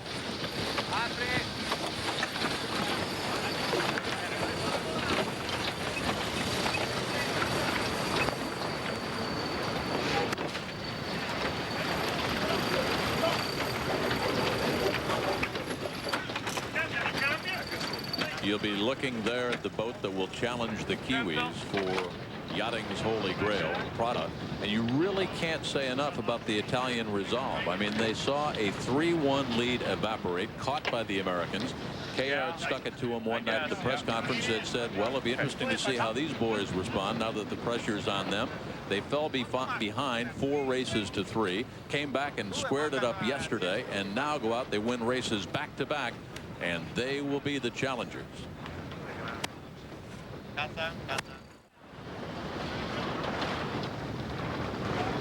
Back on the race course, wire to wire for Prada in a clinching race to go on and challenge the Kiwis.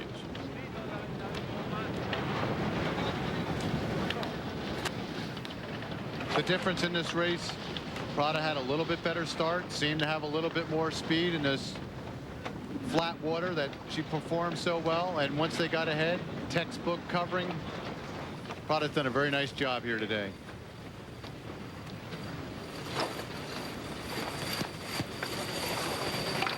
First America's Cup for Francesco De Angelis. Torben Grail has been on the match racing circuit. Can't say enough about the job that Rod Davis, Steve Erickson did, especially over the last 48 to 72 hours to righten the ship. Swing up the foot, Phil. Trim on, trimming on. Solid pressure. 213.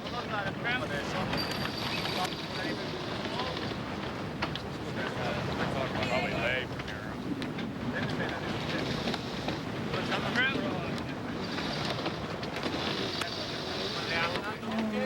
Bella pressione. 40 secondi. Andiamo qua scendere. Eccola che arriva, Ecco un po' di tempo. Still talking tactics, saying they're in a bit of a hole. Scende, scende, lui non ti dà fastidio.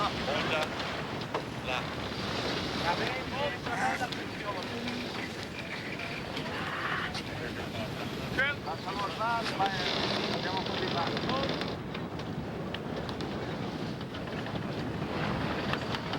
Quanto ti manca?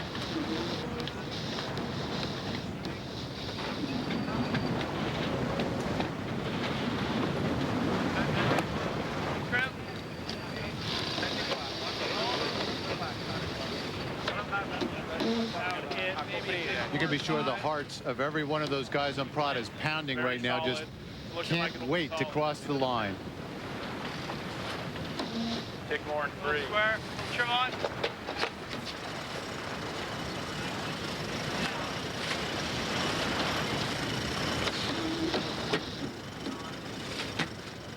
Swing down, Phil.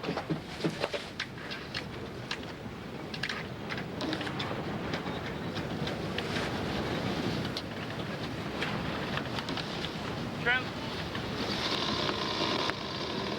Hold.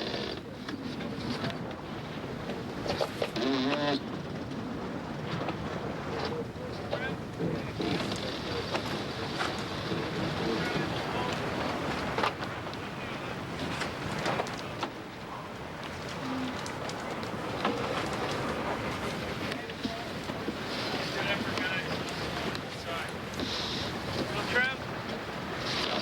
Hold.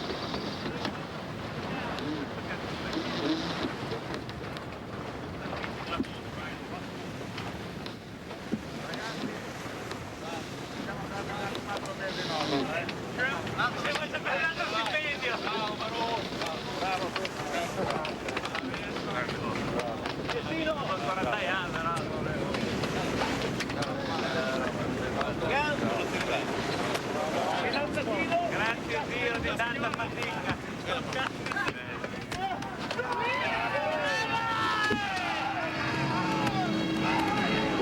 Adesso fanno il posto quanti complimenti. Bella Petro, bella Curi. Bella Paolino, bravo. Tanta fatica, Bella Sendu. È la seconda che ti prende il Sendu, bella. Grazie della fatica.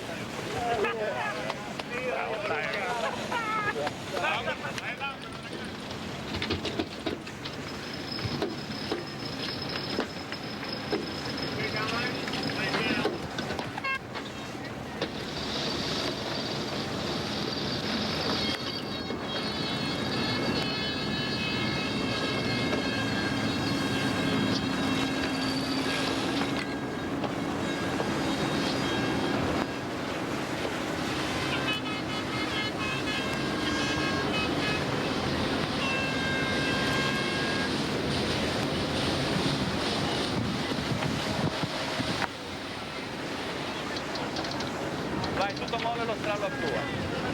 Ok.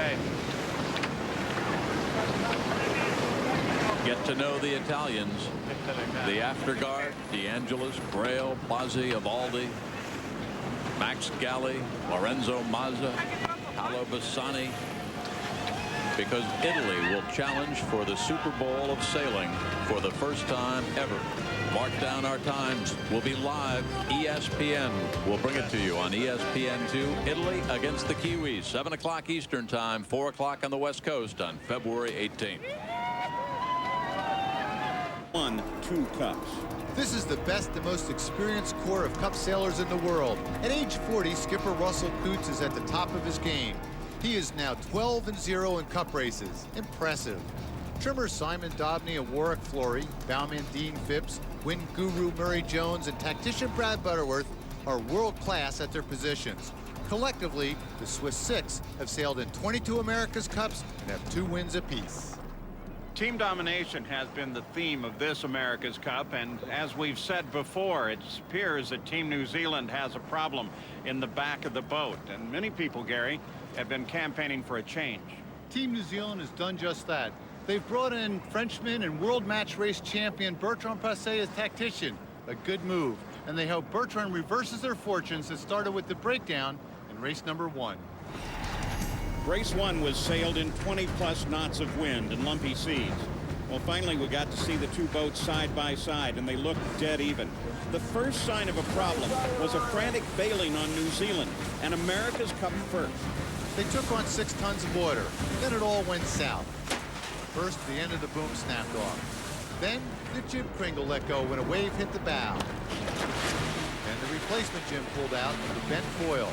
As New Zealand was towed in, Alinghi cruised around the course for the win. We learned 2 things in race 2. The boats are even in moderate wind, and there are passing lanes out there. There were 3 lead changes, unusual in a Cup race. On the first leg, when Alinghi tried to cross New Zealand, we had a great view of their afterguard at work. Start laughing. I'm crossing him. I'm crossing him. On the 4th try, they snuck across. Cross him, no problem. Alinghi took a 12-second lead into leg 2. After a couple jibes, they split. When the boats came back together, it was New Zealand back in the lead. A combination of speed and tactics gave them a net gain of 46 seconds. Impressive for a boat that isn't supposed to relish light wind. It wasn't over. On the last leg, Alinghi positioned herself perfectly to disturb New Zealand's wind. Team New Zealand was strangely passive. We don't have to go so hard. We don't have to go so hard. Don't go so hard. Don't go up, Russell, please. Race 2 to Alinghi by 7 seconds. A tough one to lose. The weather call at the start of race 3 was key. Alinghi got it right, took the right side. Dean Barker's weather team made the same call, but Barker reported confusion on board. After that, New Zealand sailed a strong race, reducing the deficit to 1.5 lengths at one point. Then, there was more confusion at the 5th mark. That cost them a couple boat lengths, but with the strong wind, pass was unlikely. Down 3 in a best-of-9 series is having your back against the wall, but no one is giving up on Team New Zealand. With more on the Kiwi prospects, let's check in with the 3rd member of our crew, Adrian Karsten. Inside the media center, the press is putting some pretty heavy pressure on this sailing team, and most particularly on this guy, their skipper, the young Dean Barker. The America's Cup means so much to New Zealand, emotionally and financially, and that is what sits squarely on the shoulders of this young man. This is a sailing nation. One of every 4 Aucklanders owns a sailboat.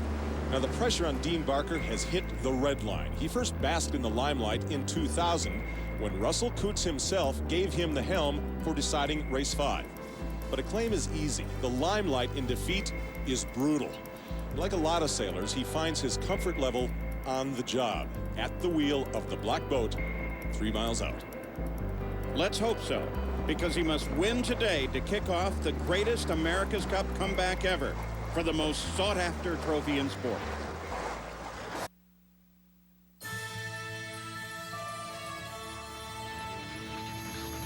America's Cup, presented by Lincoln Aviator, is brought to you by Lincoln Aviator. Lincoln, there are those who travel and those who travel well.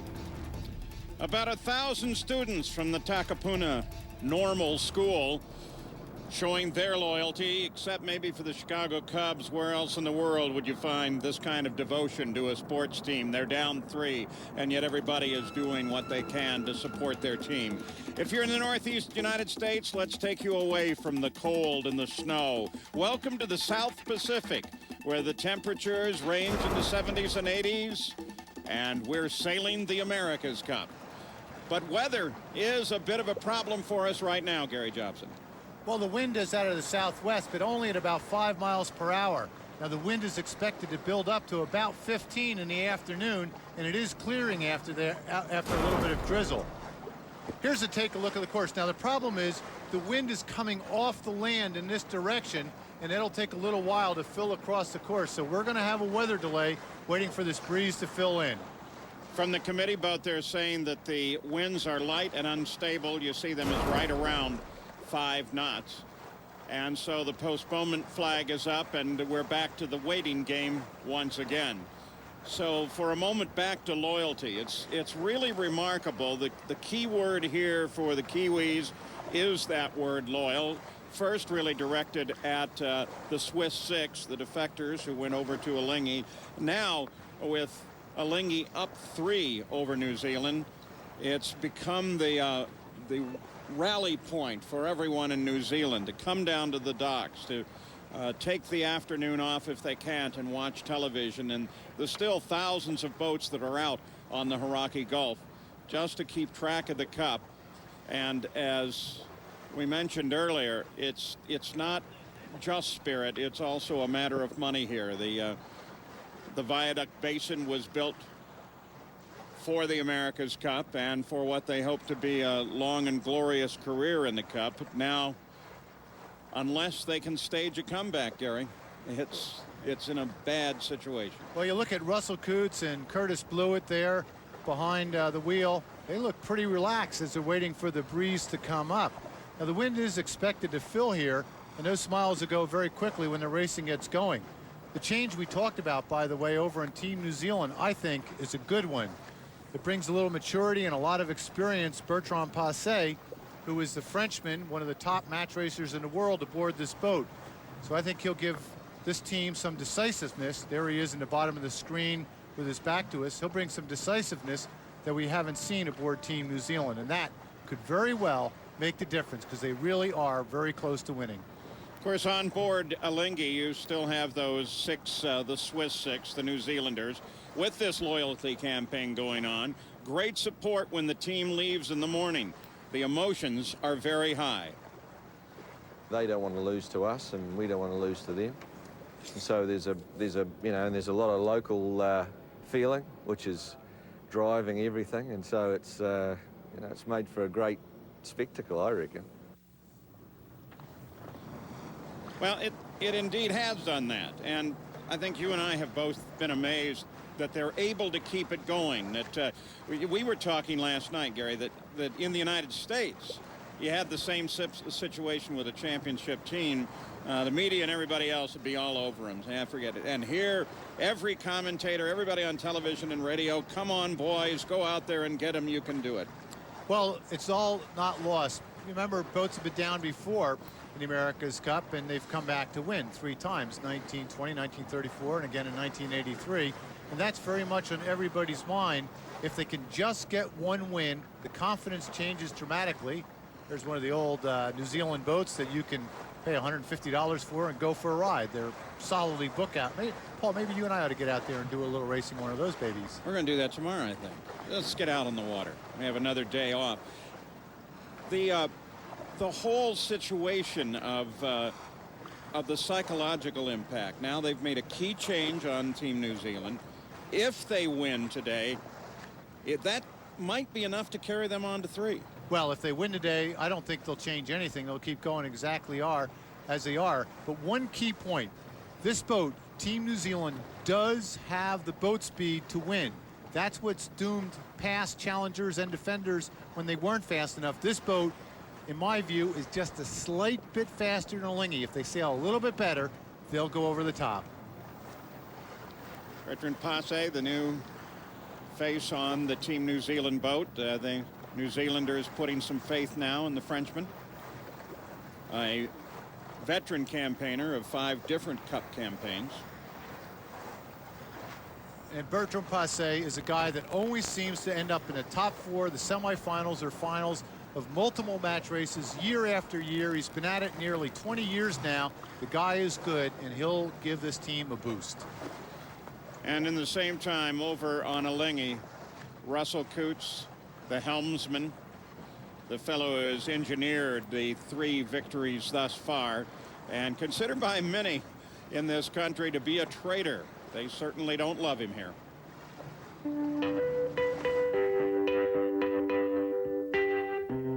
It gives a bit more of a feeling, a bit more of a bite. Call me loyal. They should get over it. That's what I reckon. Yeah, it's up to him. He can do what he wants.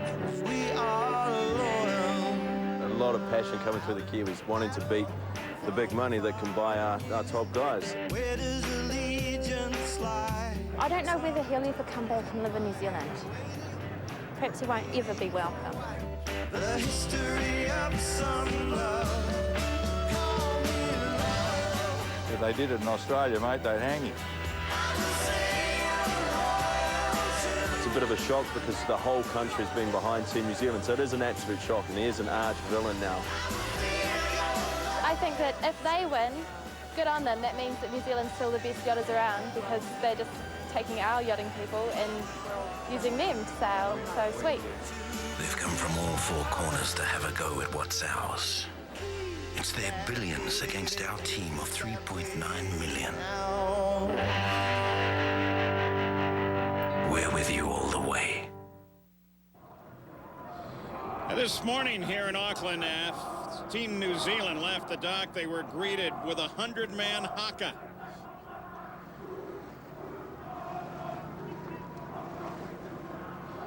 That's a traditional Maori challenge for sailors. Trying to look fierce, scare the enemy, and they hope they've done it. In the meantime, look at the flags. That tells the story. No wind.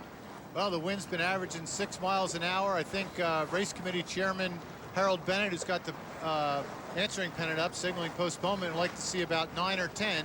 The wind is forecasted to get up to 15, so Coots and company sitting very patiently waiting for the breeze to come up, but it is expected, and we should have some wind coming up. There's Harold Bennett, the race chairman. I think he's making the wise decision to wait for this breeze to settle in, both in strength and in direction, and that's what he's doing right now. And on the last postponement, he waited till the wind was up to 10 or 11 knots and steady before he actually decided it was time to go. Many here are saying that race 2 of this America's Cup was the best they ever saw. So while we wait, why don't we just enjoy some of race number 2 earlier in the week. Try getting the port one off the log now. Winds at 11.7 knots. Strongest wind we've seen of the day right now. Hold that.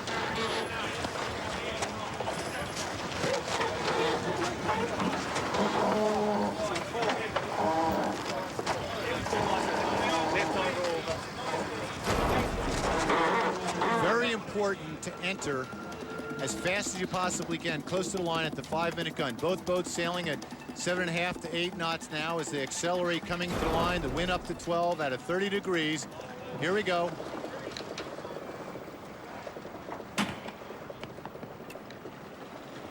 It's race 2 of the best of 9 series, the America's Cup. 31st contest, 152-year history. Yeah, but coming off the line, we're happy to be on starboard and anything right of. 030. 030. 030. Alinghi on the right, on port, must stay clear of Team New Zealand on the left, on starboard with the right-of-way. Here he comes, Russell, here he comes. Team New Zealand sailing faster.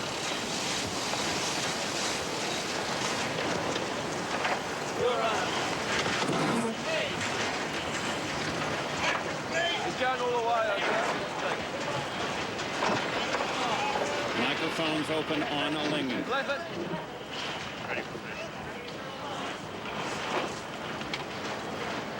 Sorry. The windward boat, the boat on the right, Team New Zealand, is at risk. The burden on them is now to stay clear. He's bailing. He's bailing. He's bailing. Brad Butterworth telling us that Team New Zealand is bailing away. In other words, accelerating for speed. They felt they were in trouble. Let's go. The key to maneuvering in light wind is to use their sails to turn the boat. What Alinghi's doing now, no forward motion on Alinghi. We're faster, quite a bit faster there. He's still real slow there. A little more down, hold that. Had a feeling for like a 023 in that Now on board, Team New Zealand.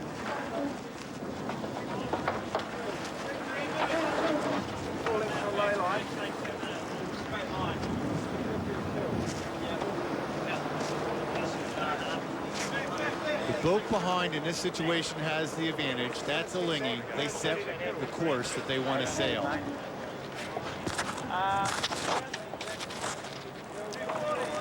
Dean Barker, helmsman, Team New Zealand.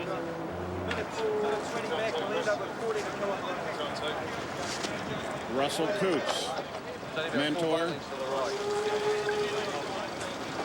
older, more experienced.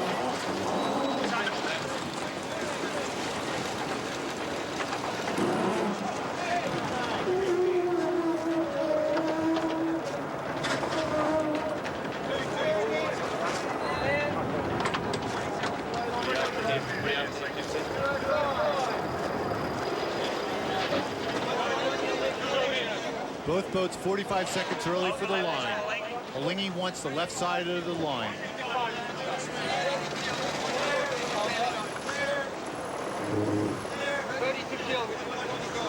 Not far from this lay line, Russell. Not far from this lay line. I'd say we're on it. Up, he's up, he's up.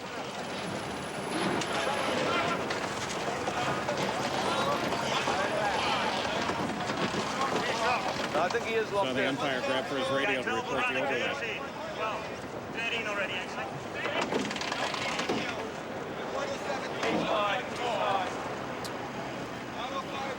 They need to kill 30 seconds. We're back into a right shift, so the line's pretty even. Average wind direction. Got one above this one. 105.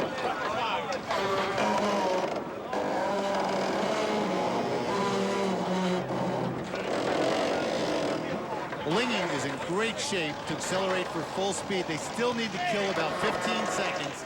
They're in a position to have a perfect start. We're too late.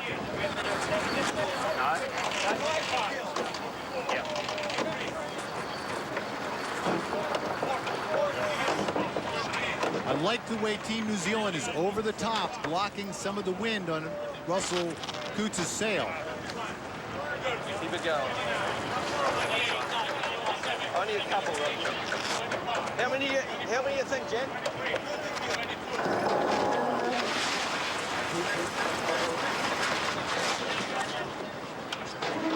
New Zealand early tacks away. Now go.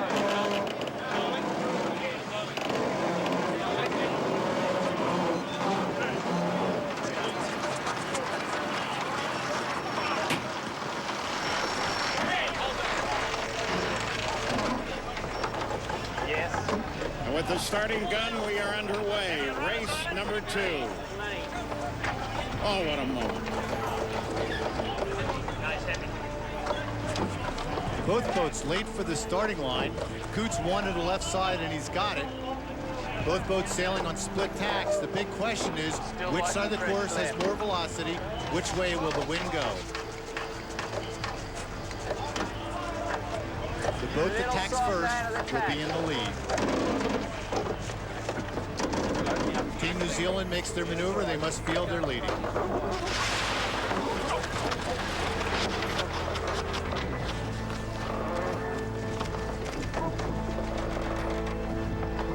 Check the jump sheets while you're down there, Joe.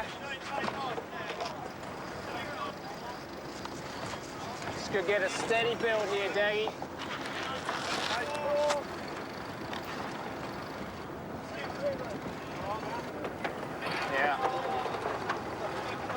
As we look at the boats, keep in mind that Alinghi on the bottom of the screen is sailing close to the spectator fleets to leeward, which will affect the wind. Team New Zealand at the top has a little bit clearer breeze to work with. Hold the runner. Yeah, that's more like it. Boats are dead even. 9 and 14.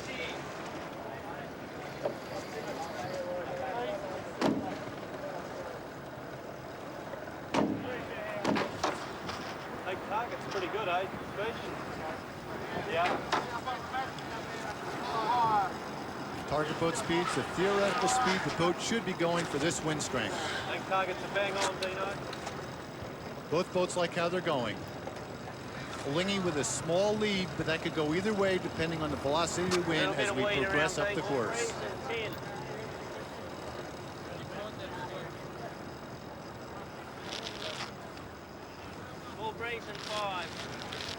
Now, if the wind bends to the left, Alinghi will tack over. got little gains to us going forward at the moment. Both boats are a little headed. Brad Butterworth telling us he likes Alinghi's progress. No more breeze than this.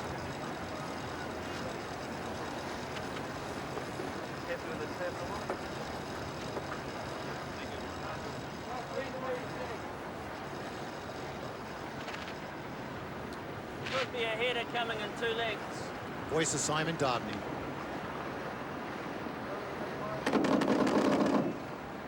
Those are the umpire boats in Yeah, trail. little pressure and 5, only a little bit. And official boats going by. Yep. Even in the header.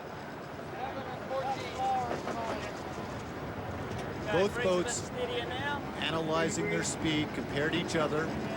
Very subtle changes in the rig tension, backstay, sail sheets.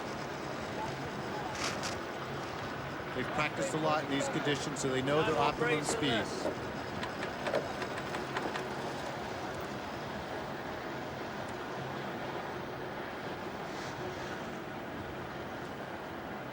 But now that they're underway, looking good, no water coming on board, where do you figure the confidence level is on Team New Zealand?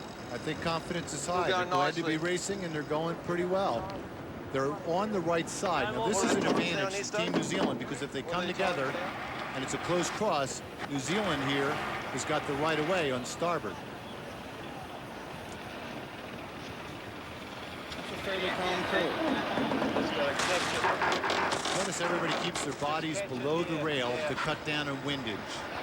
The boats are so narrow, it doesn't help much to go to windward. It's better to keep the windage low.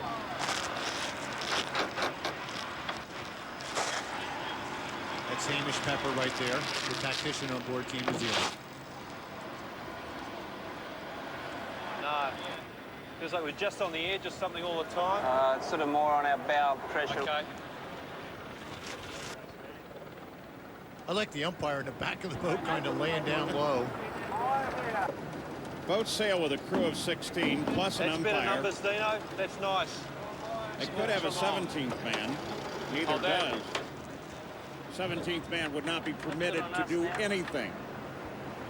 Anything at all. They're just an observer if they're on there. You know, Paul, as I look at the two No, boats, we're coming back up now. very interesting, lift, and the then we're coming back up height again. of the wheel. Russell,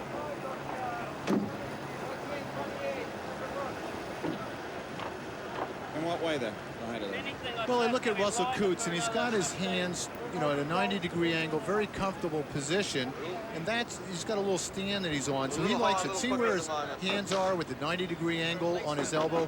That's a good way to steer. And he's leaned forward just a little bit, nudging his boat to windward.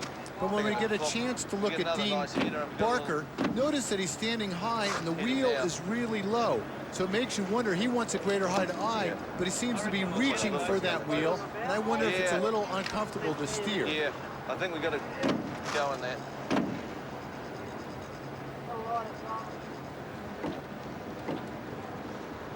Just steady it this much here, no more.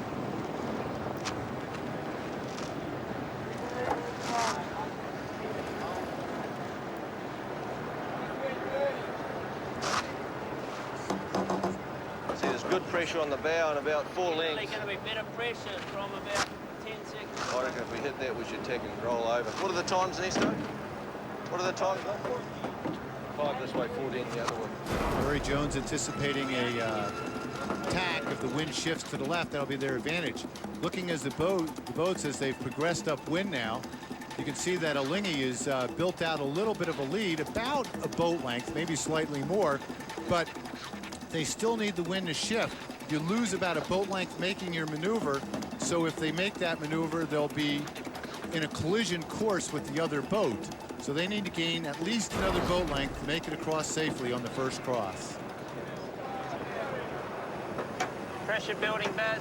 Now that spectator fleet to leeward of Alinghi, the top of our screen, does have a little bit of an effect on the wind, and it affects Alinghi before it affects Team New Zealand. Especially a big cruise ship. We've got to give it a go. Yeah. Butterworth wants to tack. Yeah. Yep. Here comes the big moment, the first cross. Team New Zealand has advantage on starboard. If they can't cross, Olinga will try a dip. New Zealand will try to block their course with a maneuver called a slam dunk. Here we go. Big excitement.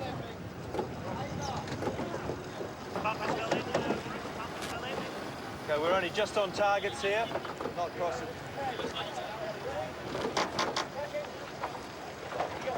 Yeah, got it. Yeah. Not bad.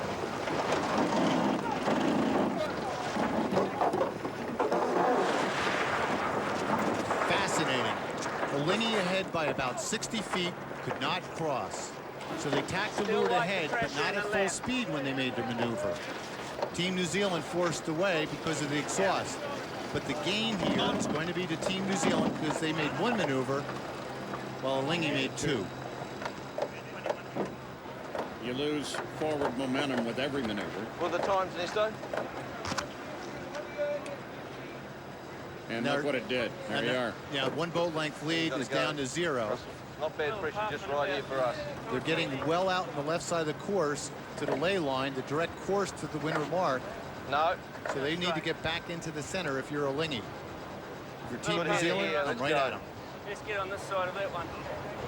Yep.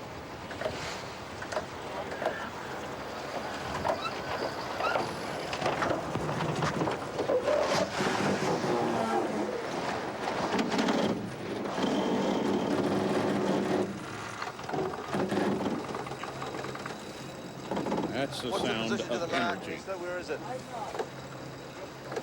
Now, if you're Team New Zealand, you want to come back at them soon. The further you get into the center of the course, the more advantage it is to Olinga.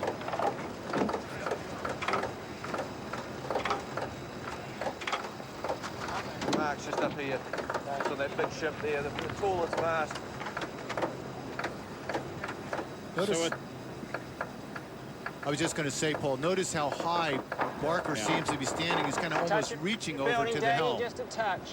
And at this sea state, none of the problems that Team New Zealand experienced yesterday with water coming on board. Winds are at about 9.5, between 9.5 and 10 miles an hour. You're watching live coverage of the America's Cup 2003, presented by Lincoln Aviator. I'm Paul Page. Gary Jobson is alongside.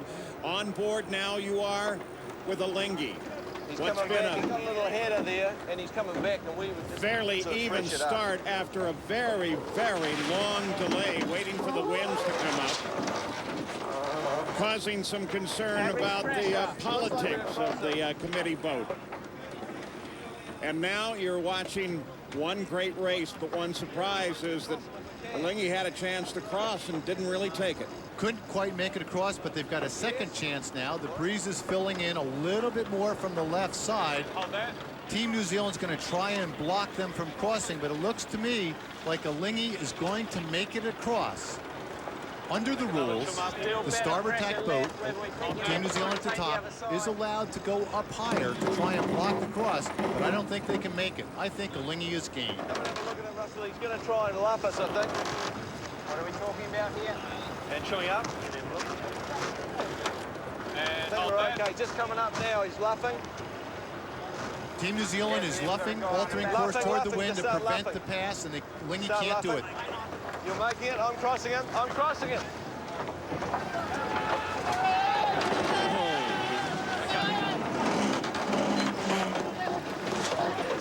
New Zealand will protest this situation. It looked close. My feeling, it'll be a green flag. Olinga was okay. Green flag. Keep it smooth, Dino. The protest there, Paul, was Team New Zealand instantly threw their flag up, thinking that Olinga hesitated. Butterworth said, let's cross, we can make it. Coots was nervous. He didn't think he could make it. He's the ultimate authority, so he tacked away. But they did gain 15 1 feet. minute. They need 10 Not more there to get yet. across. We're very close in this header now. Nervous is not a word that I would use to describe Russell Coots, but it seems to apply in this case. Hey, do you still pressure here. Yep. Yeah, it's just steady. Yeah, good pressure coming down to us here. It's good.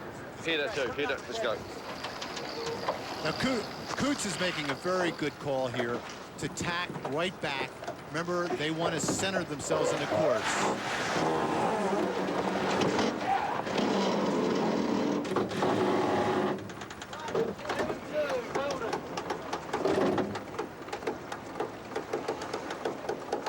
He comes back right. They're going to try it again. You know what we're learning here, Paul? Pressure out of here. These boats are pretty even in speed in light air. They appear to be that way. Really So good puff. why all the hesitation at starting? Well, they didn't know that before. Now they're probably going to like the light air. Bill Tremont. The numbers going in, Bishop. Hold that. Yep.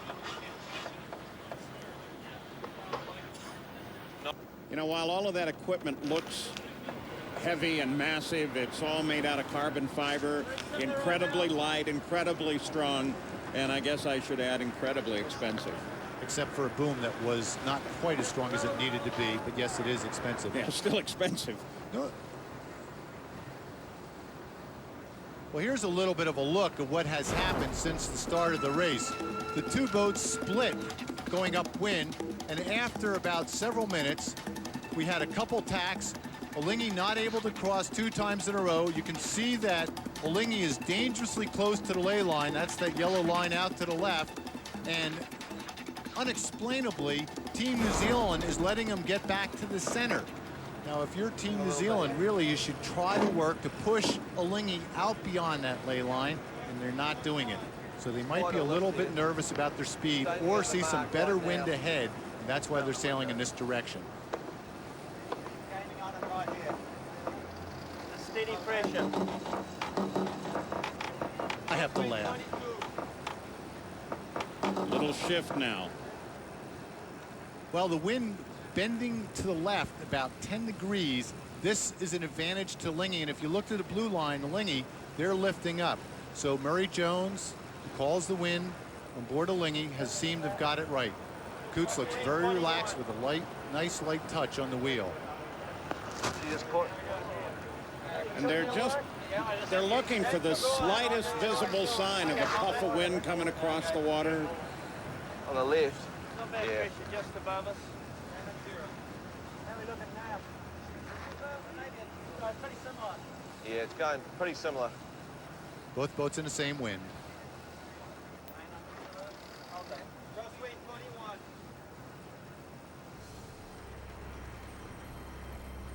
Look how flat the sails are, even though it's light wind. Boat beautifully going through the small chop out here on the Hauraki Gulf. Wind bending to the left, Alinghi surging into a small lead. Just a little higher than him at the moment. Well, it certainly appears that the wait has been worth it. They are underway in race 2 of the America's Cup, and it is a very, very close race in this best-of-9 series led by Alinghi.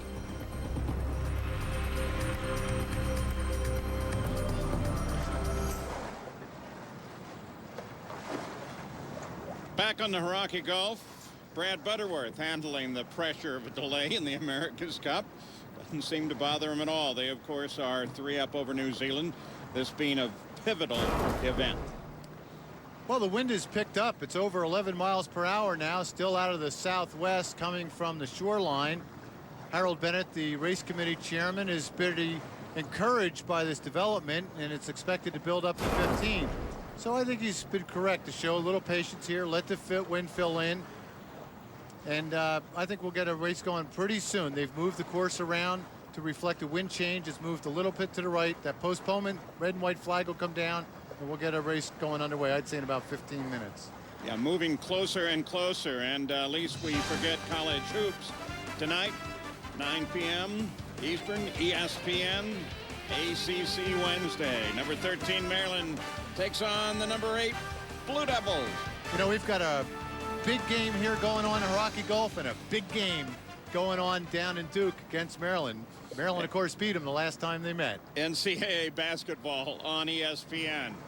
So if you're just waiting and you're a dog, go ahead. Put on your sunglasses, grab a boogie board, and head for the Gulf. Is his name Max?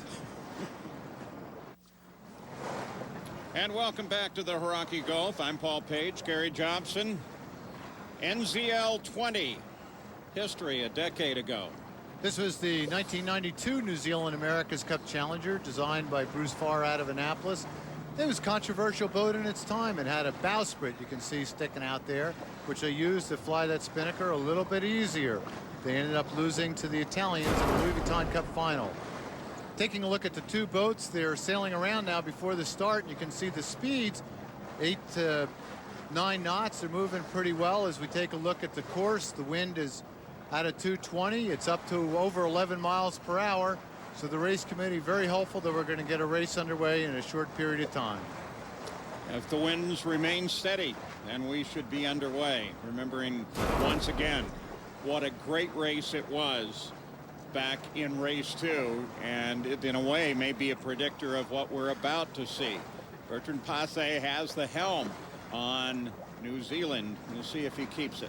Let's go to race 2 of the America's Cup 2003, presented by Lincoln Aviator. Already we have had 2 attempts at a cross, but then we've watched them shy away as well. We'll go back and show you that. About 10 minutes up the race course, Olingi working the left side, try to make it across. Their bow was ahead, but Team New Zealand does a very good job luffing up a little bit, preventing the pass. Olingi is forced to tack away. The problem for Olingi is they weren't up to speed for their second tack. On the second cross, the tactician's saying, we can make it. Russell Coote says we're nervous, and they spin right there. Now, the boats never get closer than about 8 feet, but Team New Zealand put up a protest flag, but the umpires ruled green flag, no foul, keep racing. So there's where they sit now, less than a boat length, and that's moved back and forth. So we're finding 2 boats, 2 crews that are very close to one another in terms of both speed and maneuverability. If the wind shifts to the left, it will help Olingi. If the wind shifts to the right, it helps Team New Zealand. For Olingi to make it across in this wind strength, they need about a 1.5 boat length lead to do it. Grant Lorette's there with the sunglasses trimming the jib. An understudy to Simon Dobney over in Olingi, and a tremendous sail trimmer. It's just soft pressure for our headings here. We've talked about the home court advantage here. Might exist within the committee, but in terms of the 2 boats, knowledge is pretty equal. Both crews have a lot of people that grew up sailing right here in the Hauraki Gulf. So one's not going to get a big advantage over the other with the local conditions, and that's what we're seeing right here. Including the Swiss 6, who moved from the New Zealand Cup holder to join the Swiss boat Olingi. Now there's the windward mark up there. Now if the boats are even, we have a great race because they come around, and oftentimes the boat just behind has an advantage because they can block the window leader. And we want to watch how quickly they get the spinnaker set and what jibe they go down on the run. The other question is, what about this hula, the appendage, the whole appendage on Team New Zealand? How's it going to perform in light air downwind? That's another question that will be answered soon. You see the mark, lower left-hand corner? Might be a both are well out right, or excuse me, well out to the left, and just to the right of the ley line on the left. So even though it's only blowing 9 knots, these boats are sailing well. There's the difference, 2/10 of a length, or about 16 feet to Olingi. She needs about 120 feet to make it across, 80 feet for the boat and another 40 feet because Team New Zealand has that starboard advantage. It is very close as we head for that windward mark. Now let's talk about that advantage as they get to the mark. The umpires are there to call overlap on the boats, which as they approach the mark becomes critical and an amazing part of the strategy. Well, if you're Team New Zealand, you want to find a way to slow down Olingi and make them have extra maneuvers. See the flags on that big boat look about the same as what we've got up past the mark. It's A2, isn't it? It's A2, isn't it? A2? He's thinking A2. Asymmetrical spinnaker, light wind, not the lightest sail. They're anticipating putting up for the downwind leg.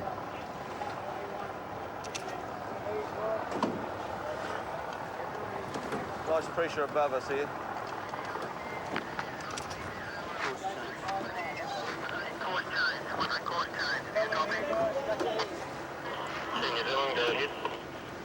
Lingy, go ahead. Course change will be signaled for a new course access of 025, 025. Copy. 035?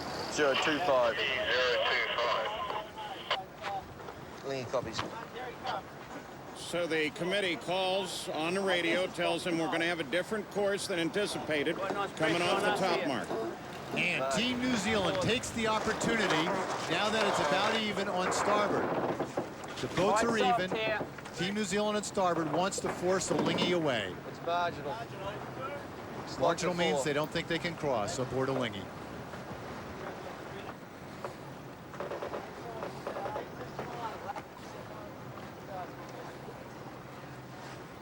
Lingy needs about a 1.5 boat length to have any chance of making it across.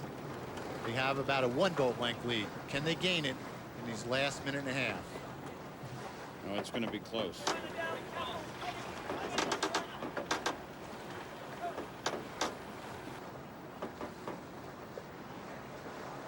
Well, it's about 1.3 boat lengths. It's going to take nerves of steel because if they don't make it across, there'll be a penalty turn. High mode, but we will cross them this time, all right? That's a big call by... You got him, Russell, here? It's okay, I'm crossing.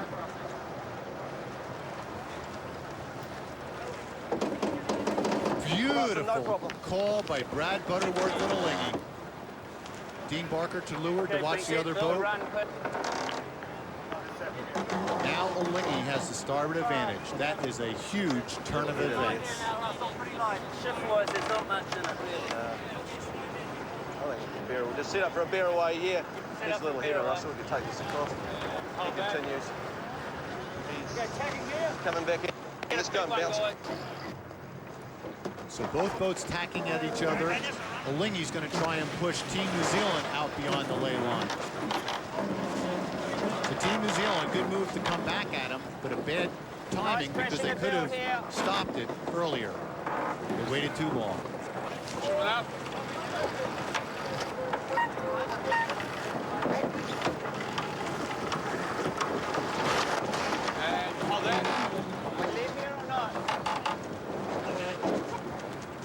Lingy takes a big bite or alteration of course up to stay clear of a Lingy. Both boats can make the mark, it looks like. But eventually Team New Zealand's going to get exhaust from a Lingy's sail on the right, and that will slow him down. Same speed now, slightly faster. Taking a look at sail tread, we have about a half a boat length lead to a Lingy, but with exhaust coming off their sail, a chance to gain about a boat length between now and the mark. Over it, no problem here. The next contest is which crew does a better job getting their sail to set. Really keeping power. Very difficult to do well in light wind. Keep it high and shut it down. About a minute to the mark now. Look for a Lingy to luff and try and slow New Zealand down further before they get to the mark. This will happen if the boats are overlapped. Sets when go straight. Leave the trevor like that.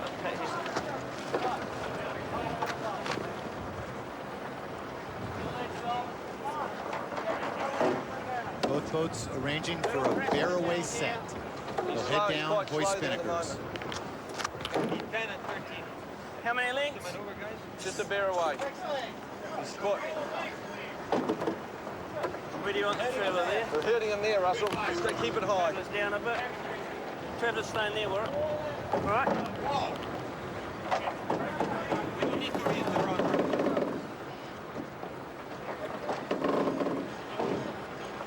No overlap, there will not be a luff.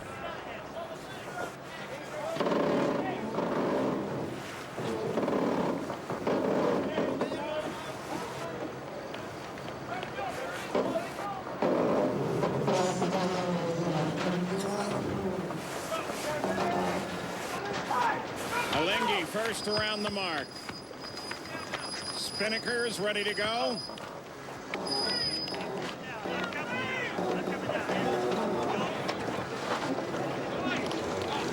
And the interval, the delta at the first mark, 12 seconds. Nice right shift, then go down, Russell. Good pressure there. Excellent spinnaker sets by both boats as they head downwind. What we saw on leg one is that Alinghi is about 2 boat lengths faster than Team New Zealand and 10 knots of breeze after 3 1/4 miles sailing. Here at the moment.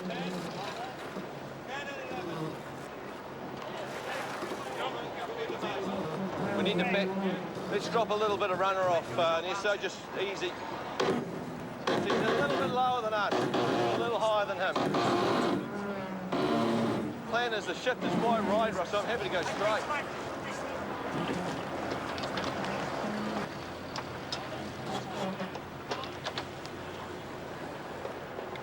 That was some beautiful work as they rounded the mark. The spinnaker poles already set and ready.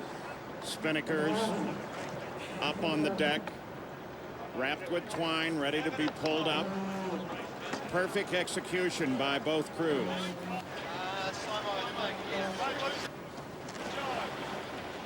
Now both boats have to reset their thinking for the downwind. There's a good chance both crews will put somebody up the top of the rig to try and read what this wind is doing here. If Team New Zealand behind starts gaining, they'll stay in this direction. If they start losing, they'll be looking to make the a little bit jibe. above his line. Already, at least partway up the mast, they're looking on New Zealand. Looking for that one little extra puff of wind that's going to help.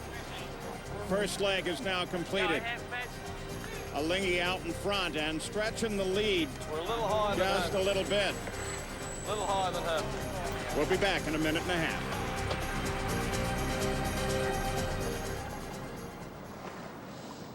Back live on the Rocky Gulf, Russell Coutts looking up, keeping track of the wind, as is everybody else on board. Coutts has become a superman in this sport. In America's Cup competition, he's raced 72 legs, and he has been leading in 68 of them. Keeping track of the committee boat as well. Yeah. He was just dialing up.